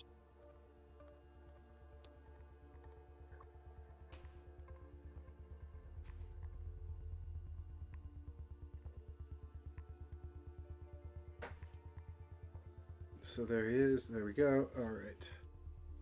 Okay, so right. Yep. So you drew 2 cards. You got Visceral and Adaptive. Okie dokie. What are you gonna so, yes, then I do 1 damage to him. He then does 2 damage to me.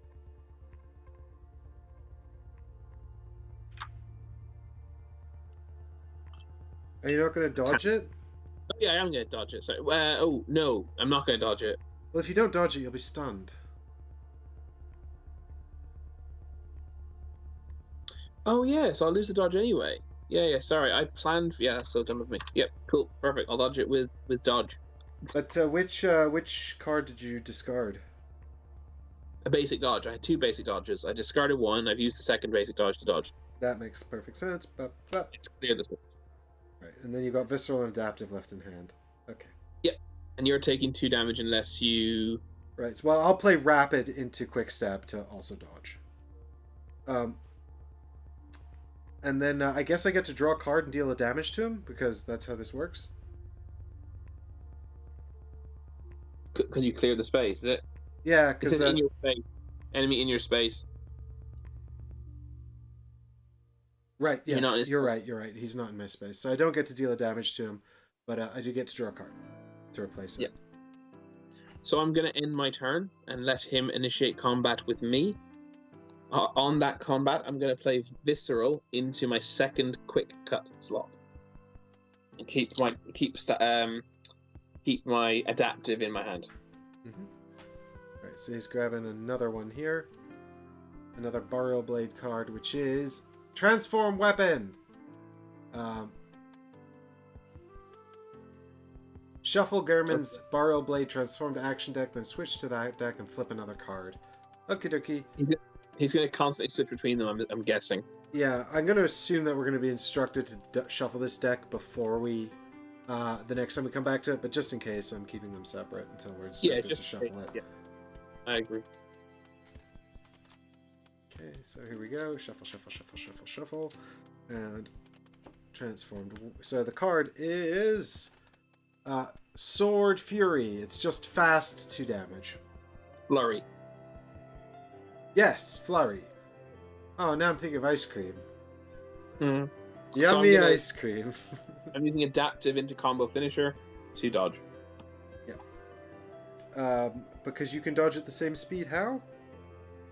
Because that's how dodging works. That's how dodging works. I'm thinking of stagger. Very good. So that's done. And he takes damage. He takes 2 damage. Yeah. Yes. Unfortunately, I wouldn't have needed. I mean, I would have staggered him. I wouldn't even need to dodge if he attacked at medium speed. But unfortunately, he didn't. But he takes 2 damage. On the other side. I could use Augur. I don't see a reason not to. I'm going to use Call Beyond right here, right now, to do 2 more damage to him, and he's on 5 damage. It's a quarter dead. Yeah, we're nailing it. We're bosses. Oh, actually, technically, I can't do that because I ended my turn. Oh yes, that's right. That was actually on his turn. Yeah, that's fine. Ooh. I'll do it. I'll do it another time. Well, hopefully you'll survive long enough. Yeah. Okay, over to you. Right. Come kill him. Yeah, is it better for me to move to him? As opposed to what? I don't know.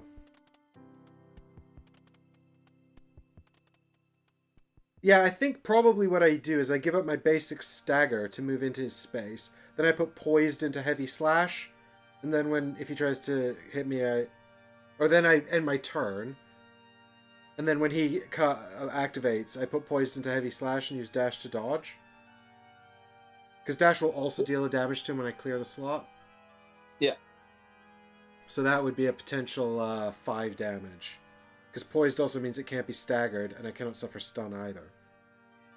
So I'm really only dodging to conserve health. Is that worth it? Probably. I mean, either way, if I attack twice, I'd just be playing dash into quick stab anyway, which would have the same effect. So yeah, let's do it. So basic stagger to move into Gehrman's space. Oop, that's the wrong thing. There we go. Boop. And then I end my turn. So I'm going to play poised into heavy slash to attack him when he activates. And then we're going to see what he does. Blam!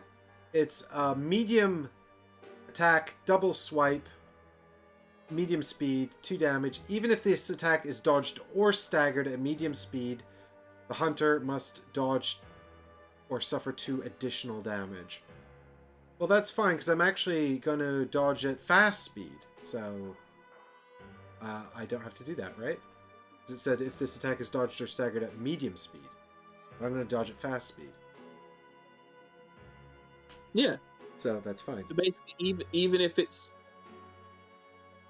Is it saying you have to dodge a second time, basically? Yeah, a second time. If you... Yeah, or a first time if you staggered it. If you dodged or staggered at medium speed, right? Or for 2 additional damage. Yeah. Yeah. No, if that's happening anyway, it's not saying specifically if you dodge at medium speed. It's just saying if you successfully dodge or stagger him. It's just repeating the medium speed because that's the speed of the attack. Okay, so it's saying I have to do a second thing or suffer 2 damage? Yeah, because he attacked you twice. It's double swipe. He attacked you twice for 2 damage both times at speed 2. And the second one must be dodged. The second one cannot be staggered because that'd be physically impossible because you can only stagger on your attack. You can't stagger twice in a turn, basically. So yeah, you have to deal with both these 2 attacks. Right. Well, I can't, so I take 2 damage. Yeah, but you dodge one of them, right? Yeah, I dodged the first one, took 2 damage on the second one. Um, But you clear the slot, yeah, so you do a grand total of 6 damage. No, grand total of 5 damage. Is that 5 correct? damage. Yeah. We're doing all right. Did you? I assume. Wait. Wait. Oh, this isn't good though, because you didn't. You attacked him, didn't No, you? I ended my turn. That was his attack. Whew. Good. All right. Drawing back up. Yay! We got this guy. I think. This respawn system is bizarre. Maybe you're right. Maybe we are going to continue. Oh, for God's sake! Where are my good attacks? What did you get? Defensive, dash. Man, your defensives are always like together for some reason that I don't understand. I mean, Heggers would be pleased with my defensive dash. It's more words beginning with D. Well, I've got leaping, bloodthirsty, and invigorating. Another useless initiation of leaping. Well, what I'm thinking is maybe because maybe it's better for you to go first. Well, no, Sure. I was going to say and then move and take him away from me, but then you have to waste a card on moving anyway. So, I mean, I'm happy to go first so I can pull off my combo finisher. yeah, maybe it's better for you to go first so you can do that and just make sure that you get it off. Because if I drew a nasty AoE and he killed you, you'd lose the opportunity. Yeah, it seems unlikely it would happen, but I'd be very disappointed if it did. Yeah, I mean, well, 4 damage is not much damage. Although you do have a dodge. I've no spaces for it, Well, you've got combo finisher open. but it's going to end up with a card in its slot to do the attack. Yeah. So maybe it is But better for me to go first? No, this is always the case, Mike. If I want to do combo finisher at max capacity, I have to do it without being able to dodge. Yes. Yeah, but what I'm saying is, So it doesn't change anything, that revelation. yeah, no. Well, I mean, I know, but the reminder is just making me reconsider whether or not I should go first. I'm not sure if it matters. I don't think it does. I think he's defensive on it. The attack will work, because even if he does kill me, my attack's quick. It'll hit him before I die. And then I won't have wasted setting this. I've set this up basically. Okay, yeah, let's let you go first then. Yeah. Well, you should probably start by using a Call Beyond. Yeah, that's what I was gonna do. Cool. Do the 2 damage. He's on 10 health, 10 damage now, 10 health left. We got this guy. And then we're gonna. Oh, actually, I could use Carol Eye. Is there a better card, actually? No, I've got all crap in my discard pile. Oh my god. I did check that, yeah. Defensive. Right, playing defensive with a combo finisher for an attack. What's he gonna get? Please not, This ignore the whole attack. It's gonna do 5 damage. I bloody hope not. No, it's fast with stagger and stun on it, and it targets all hunters in the space. Scatterburst, right? Yeah, scattergun burst. But that's fine Okay. because oh no, because you're gonna attack simultaneously, and I'm gonna dodge it. Yeah. Right. Well, do you want to do your part first? Go for it. Yeah. So I do 5 damage, I think. 1 for combo finisher, 1 for each. My combat slots that are filled is 3, and 1 is 4 in total, and 1 for the Bloodstone Shard. That's 5 damage. Yes, 5 damage. And then he hits me for 2 damage, both of which are blocked, so he hits me for no damage. Stagger doesn't work because it's the same speed. He then stuns me, so I discard defensive. Yep, and you're left with dash with dodge on it. Correct. Yep. And then he's also going to hit me with the same attack, so I'm going to put Invigorating into Quick Stab, which lets me heal 1 and dodge, and I'll also clear Heavy Slash, I think. Because Invigorating says clear this or any other slot. So hang on, what are you using Invigorating to do? I'm putting Invigorating into Quick Stab. It heals 1, and then it says clear this or any other slot. Why are you putting it into Quick Stab? To dodge his Scattergun Burst. Oh, it has a dodge on it. I'm sorry, I didn't realize it had a dodge on it. I was like, I thought you were attacking. I was very confused. No, that would not be the right time for that. It's still your turn. Yeah. So Oh, wait, so you're gonna put that? I see. Yeah, you're gonna clear a heavy slash. That makes perfect yeah, sense. and that also deals a damage to him. And Yeah, it heals indeed. me. So this is the really unfortunate thing. I have a dodge in my hand, but You have no oh, you know slots to what? play it into. You know what? Is it worth me using the Rosmarinus to prevent him It's from not even? boss. Rosmarinus doesn't work on boss. Okay, well, fine. So I'm just going to use this dash to clear my to transform my weapon. Yep, seems like a good use of it because He's going to whack me in the face. sadly.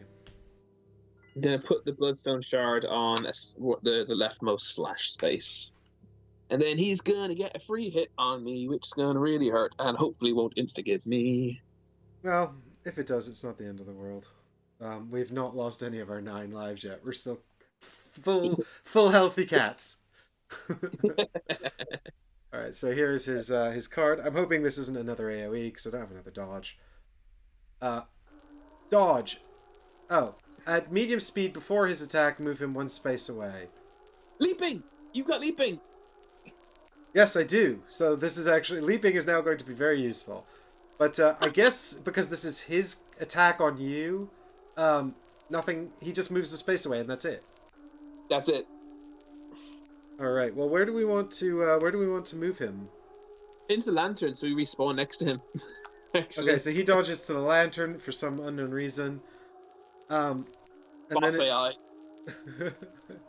He thought I was going to attack him again. He wasn't. He saw the weapon transform and got scared. yeah, he was spooked by your transforming weapon, when in fact you had not the energy to use it.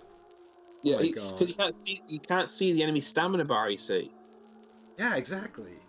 Even though It's yes, this is mimicking a player's AI, even though he's not a player. So I guess I'm just gonna play leaping into. Do I play it into heavy slash? Yeah. I think I do, right? Because then I just tank whatever his last Burial Blade transformed card is. I mean, if he's got stagger on it or dodge or something, I'm fucked. Well, just to be clear, I can take a wild guess. The last card is transform. Yeah, so then he'll just draw another one from the other weapon deck.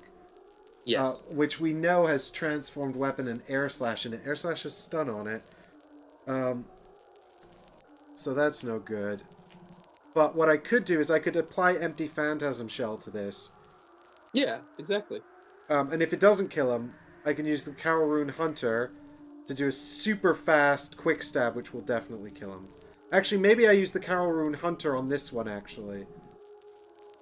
No, because then if he staggers it... Well, let me just think here.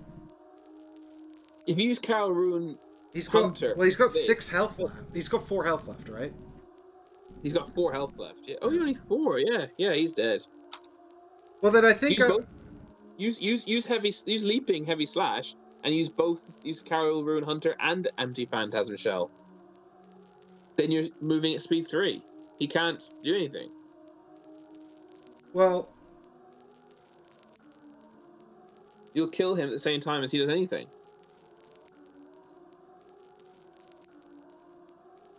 Right? Well, no. What I do, yeah, I use leaping and the Phantasm Shell into heavy slash, and then if that fails, I can use Bloodthirsty into quick stab with the Kaorun Hunter, which will kill him. I don't understand why you don't just use heavy slash with leaping and use Empty Phantasm Shell and Hunter Rune at the same time. Then you're attacking at speed 3, which means you will definitely hit him, even if he hits you.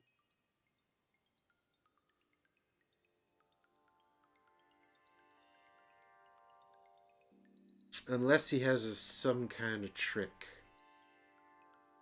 Sure. There's 2 cards we ain't seen in there. There's 3 cards we haven't seen in there. Yeah. It could be tricksy. Like stagger at the same speed. It could happen. The thing is, if I hedge my bets with Kaorun Hunter and Bloodthirsty and Quick Stab, then I have 2 chances. Okay. Go for it then. I clearly failed to get it, so go for it. I'm gonna play Leaping with Heavy Slash into with Empty Phantasm Shell. Is that right? Yeah, and then because then Quick Stab, Bloodthirsty, and Cower Rune would transform the weapon and do 5 damage. So this is 5 damage at speed 2. Yeah, so they're both 5 damage, but one's at speed 2, one's at speed 3. So provided this first thing doesn't get me killed, I'll probably kill him with the second thing. Okay. Okay, so then I get to leap into his space and go, yeah, I get you. And I did a dramatic spin for dramatic flair as well. Yeah. And then I just need to draw this card, which is probably going to be Weapon Transforms. Hopefully not Weapons Transforms. It also increases speed or some shit. Or heals him. But it's not. It's just shuffle the other deck and swap back to it. So that's good. So I'm going to shuffle those 2 cards that we played before into that deck. Here we go. It's a shame, though, actually, because in a way, I'd like to kill him with Bloodthirsty, just because I've never actually done that. Killed someone with Bloodthirsty. And if I could pull it off on Gehrman, that'd be great. But I'd prefer this just work out, and I don't have to worry about the next thing. What if this first card I pull is Transform, and we just have to go back to the other weapon? Then we just do that. What if that happens forever? There's a possibility for an infinite loop. Then we die on the stream. Then we grow and die on stream. It's Transform weapon. Alright then. It was a faux transform. This is advanced hunter strats. He made it look like he was going to transform and then didn't. He's in that thing in PvP where you just stand at the opposite ends of the room for a while, just going shoo, shoo, shoo, shoo. Just feigning each other out, feeling the battle. If it's transform again, by the way, I'm leaving. I'm going home, yeah. Before we get No, it's double swipe. I'm leaving the room we're both in together and going home. So this happens simultaneously. So I'm going to take 4 damage because I have no dodge or stagger, but he's going to take 5 and die. Yeah. So, and I'm left on 1 hit point. Oh, did you only have 5? Why did you have 5? Oh, yeah. Wait, did he hurt you? When did he hurt you? I took 2 damage on the first round and then healed 1. Oh, I forgot that. With invigorating, but that's fine because look at that, I'm still alive. And Gehrman's dead. We didn't use a single one of our insight tokens. We just took 2 turns each. That was it. I mean, either we're monsters or he's now gonna enrage. Find Gehrman's other boss card. So Slay Gehrman, do I get a Blood Echo? I assume I do. Sure, have a Blood Echo. 1 Blood Echo, please. Thank you. Blood Echo, please. So it says, Slay Gehrman, reveal card 14. I thought you were corrupted, but I hope you're not. Ah! I've removed his model, but that doesn't mean he's done. Let's find out. Dun, dun, dun, dun, dun. Gehrman falls, fading into mist. Suddenly, you feel a powerful presence. Turning, you see a massive creature descending from the sky, the blood moon silhouetting its terrible form. Your body does not respond as the creature lands before you, wrapping its hands around you and pulling you close before emitting a horrifying shriek. Oh, I know it's gonna happen. God damn it, Chris, you're right. Shit. If you have the 3 umbilical cords, reveal card 16. Otherwise, reveal card 15. God. What do you think 15 is going to say? You've become corrupted and are enveloped in madness. I don't know where this... Enveloped in madness is definitely closer. I don't know where corrupted's coming from. Well, because Gehrman's like, oh, you've been corrupted by the evil thing, right? That's why I've got to kill you? He's actually trying to do you a solid, Gehrman. Is my understanding of it. Right. He knew that the blood moon was the pale moon was gonna come down sort of... Read this card and we'll see, I guess. Otherwise, reveal card 15. Yeah, god damn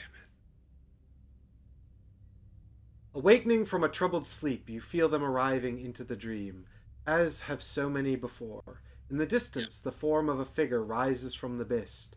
The new chosen, the new hunter, like so many before them, have been summoned, and you shall perform your duty and guide them this night, and this dream will be long. So we're like reset as a new born hunter. Our No, soul. no, no, No? no. We have replaced Gehrman, Ah. and this new We're the new hunter is now. Gehrman. We're the new Gehrman. We're guiding the hunters now through their mission, through the hunt, like he God did. damn it. Oh, and you missed out the first two words at the top of it. Hunt completed. Yeah, I mean, yeah. Shit! Our Bloodborne is not over yet! I did try. I constantly was trying to push you towards doing side quests. I blame Chris entirely for this, chat. I said right at the start, Chris is gonna have to guide me. I'm gonna make some fucking buffoonery. I did!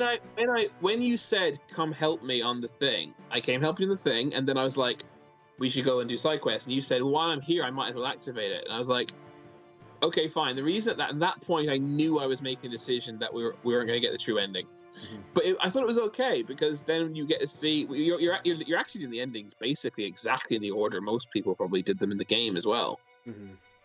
Where you trust Gehrman, so you say yes the first time, then you see what happens if you say no, and this happens, and you're like, and then the last ending is very secret, but obviously because of this, you know now exactly how to get it because the way board games work, the card says so. Listen, I am pleased that it's come out in this order. I also think to an extent, oh, that's the wrong camera. I haven't got the right camera here, damn it. But I also think to an extent, if we'd gotten one of the umbilicals before the workshop, I might have been inclined to do it another way. But because the board came out this way, and we unlocked again, and we unlocked the workshop so quickly, I thought, like, it just kind of naturally led us to the path of do this and then, come back and look for the umbilicals. But I think if we'd found one before going to the workshop, I would have been like, okay, yes, actually, we probably do need to find these other two.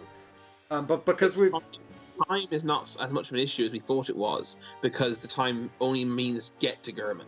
Yeah, the timer stops when you get to Gehrman. So now that we know that we've just got to find those umbilicals. We're literally doing it in the order we're being able to go back and then use our knowledge to gain. I'm gonna have to rename this video "Unlocking the True Ending Part 1."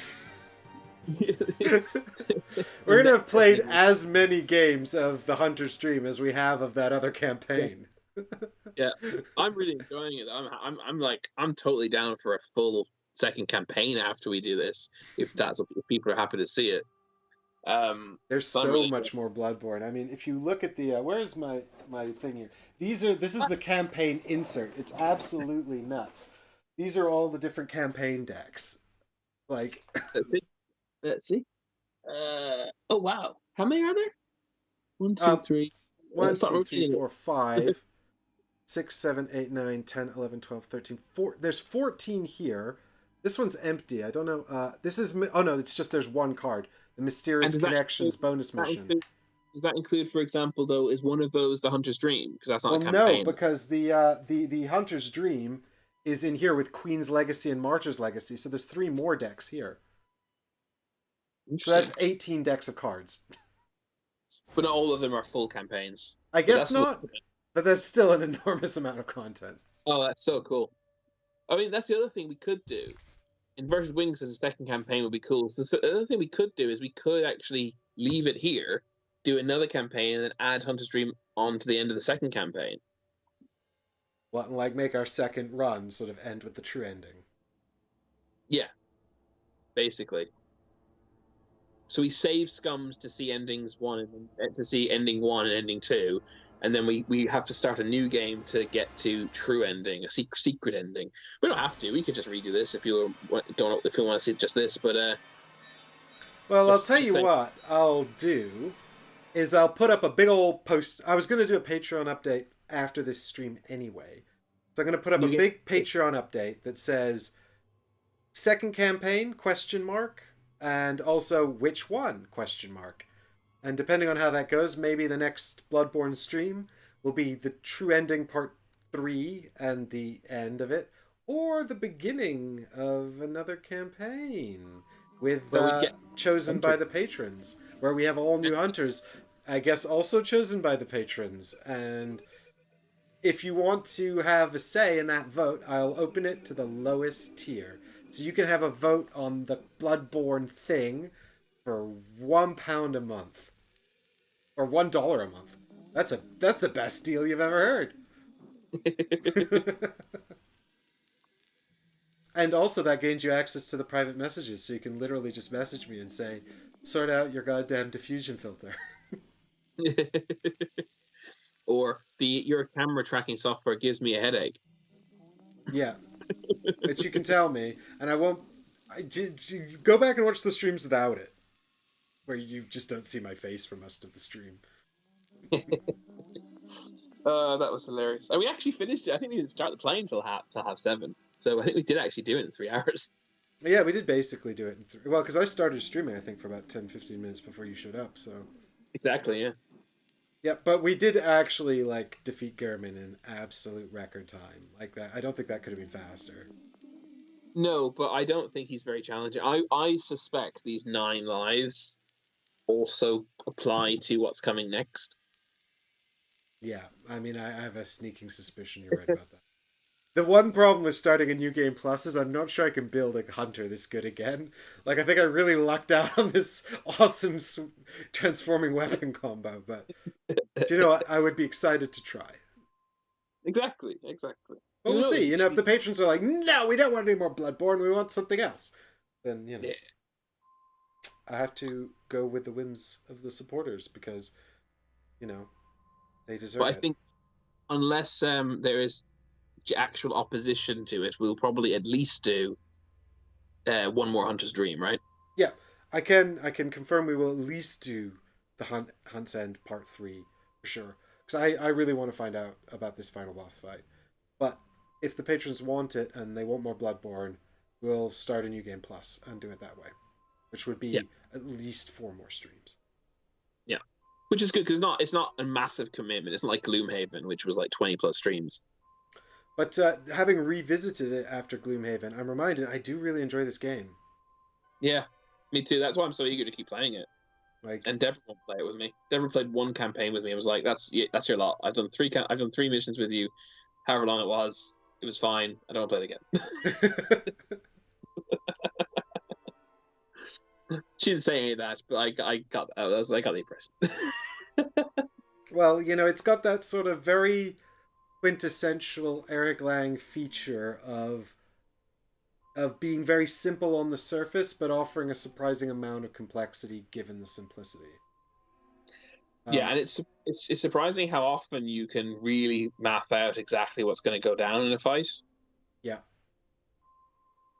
yeah.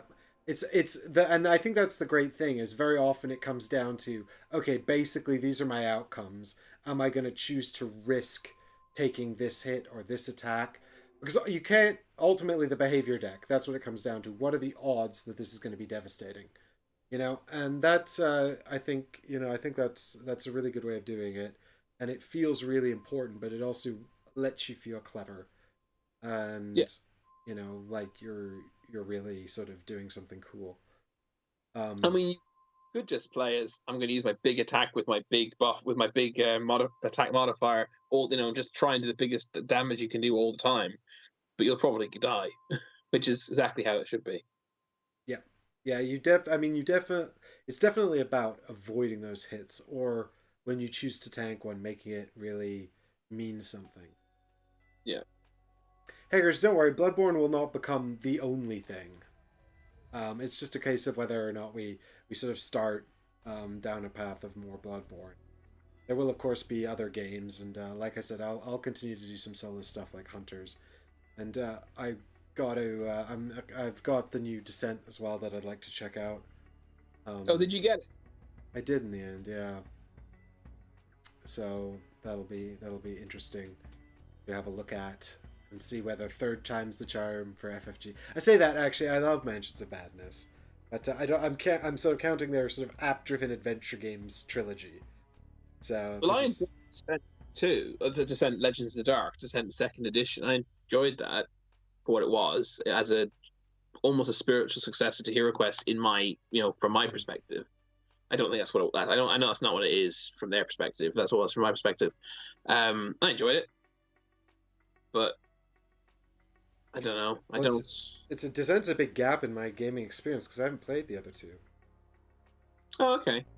Well, this, I mean, because this is like a formalized. I've also played just the kind of not tutorial, but like the intro campaign that they released on the app for Descent Two. Because Mhm. Descent Two is was one versus many, Yep. and then they ended up releasing this app to do a co-op. And Deborah and I did the co-op first campaign, which was quite hard actually, if I remember rightly. So this is just this third edition is basically just formalizing that, isn't it? Because it's purely co-op. Yeah, but because I think it's been designed around the app integration, there's a lot. So apparently they've really sort of streamlined the card play and all that kind of stuff and the dice and things. So it's really very sort of like action oriented and like just minimal overhead in terms Yeah, of sort of admin and stuff like that.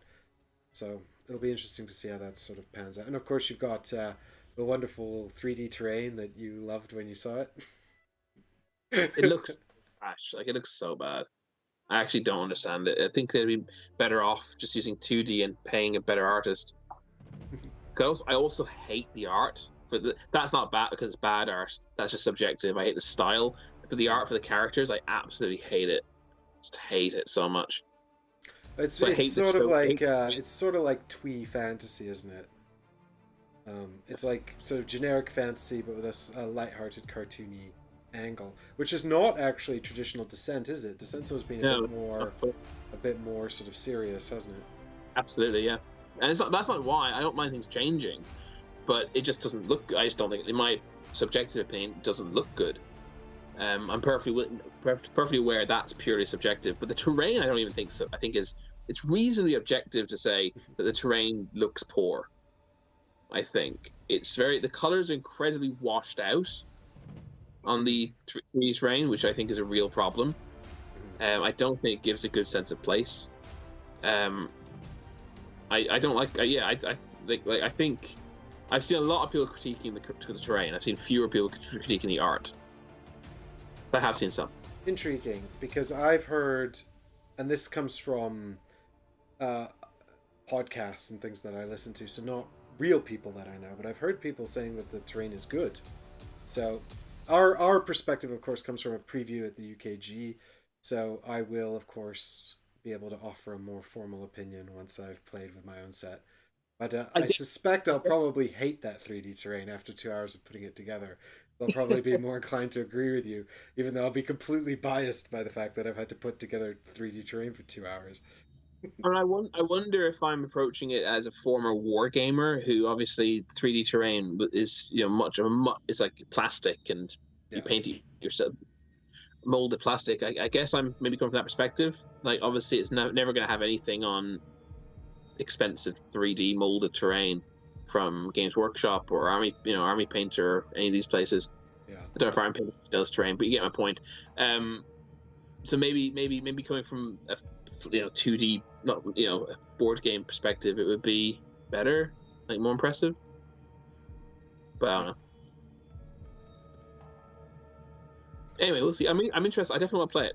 I'll either play it with you or I'll steal your copy at some point. By all means, I'm gonna see if I can convince Michael to do it. I think he'd really like it. You know, I think it's a fantasy I think, adventure co-op that's right up yeah, his street, and also it's it's the opposite of sword and sorcery, right? It's just very accessible. yeah, And I think that'll appeal to him as well. So hopefully, so we'll have a look at that. We'll see if we get into it. But of course, I don't know if I don't even know how I would stream with two people at the moment. I mean, we did it way back in the day, but not using all of these sort of complex stuff I have now. So um, we'll see if this can be reasonably readjusted for multiple people. I think so, probably. I don't see yeah. why I'm sure. not. But anyway, that's I think that's gonna wrap up the stream, guys. So yeah, if you want to see more Bloodborne, let us know. You can always let us know in the comments down below as well. But I will be checking out those votes later. So make sure you get on there and vote. You will, of course, have your normal patron vote as well, patrons who are watching and who are waiting for that update. Hackers, yeah, need more cameras. More cameras! Need better cameras. Need to be better with cameras, actually. And yeah, that was great fun. I once again, I really enjoyed Bloodborne, and I'm super happy that we got to fight a boss, and also bummed out that we got absorbed by the pale moon and forced to be a slave. Oh well, at least we have a purpose now. Yeah, and our purpose is New Game Plus, possibly? Question mark? Let us know. But until then, we'll be back at some point in the future. Not sure when, but I'll get it sorted. And Haggers, Difter, Matt Lewick, and of course Alessandra as well, if you're watching in the future. Thanks so much, everybody, for joining me and for supporting the channel and everything. I really do appreciate it. And we'll be back soon. Bye for now. Thanks, guys. Roll those credits!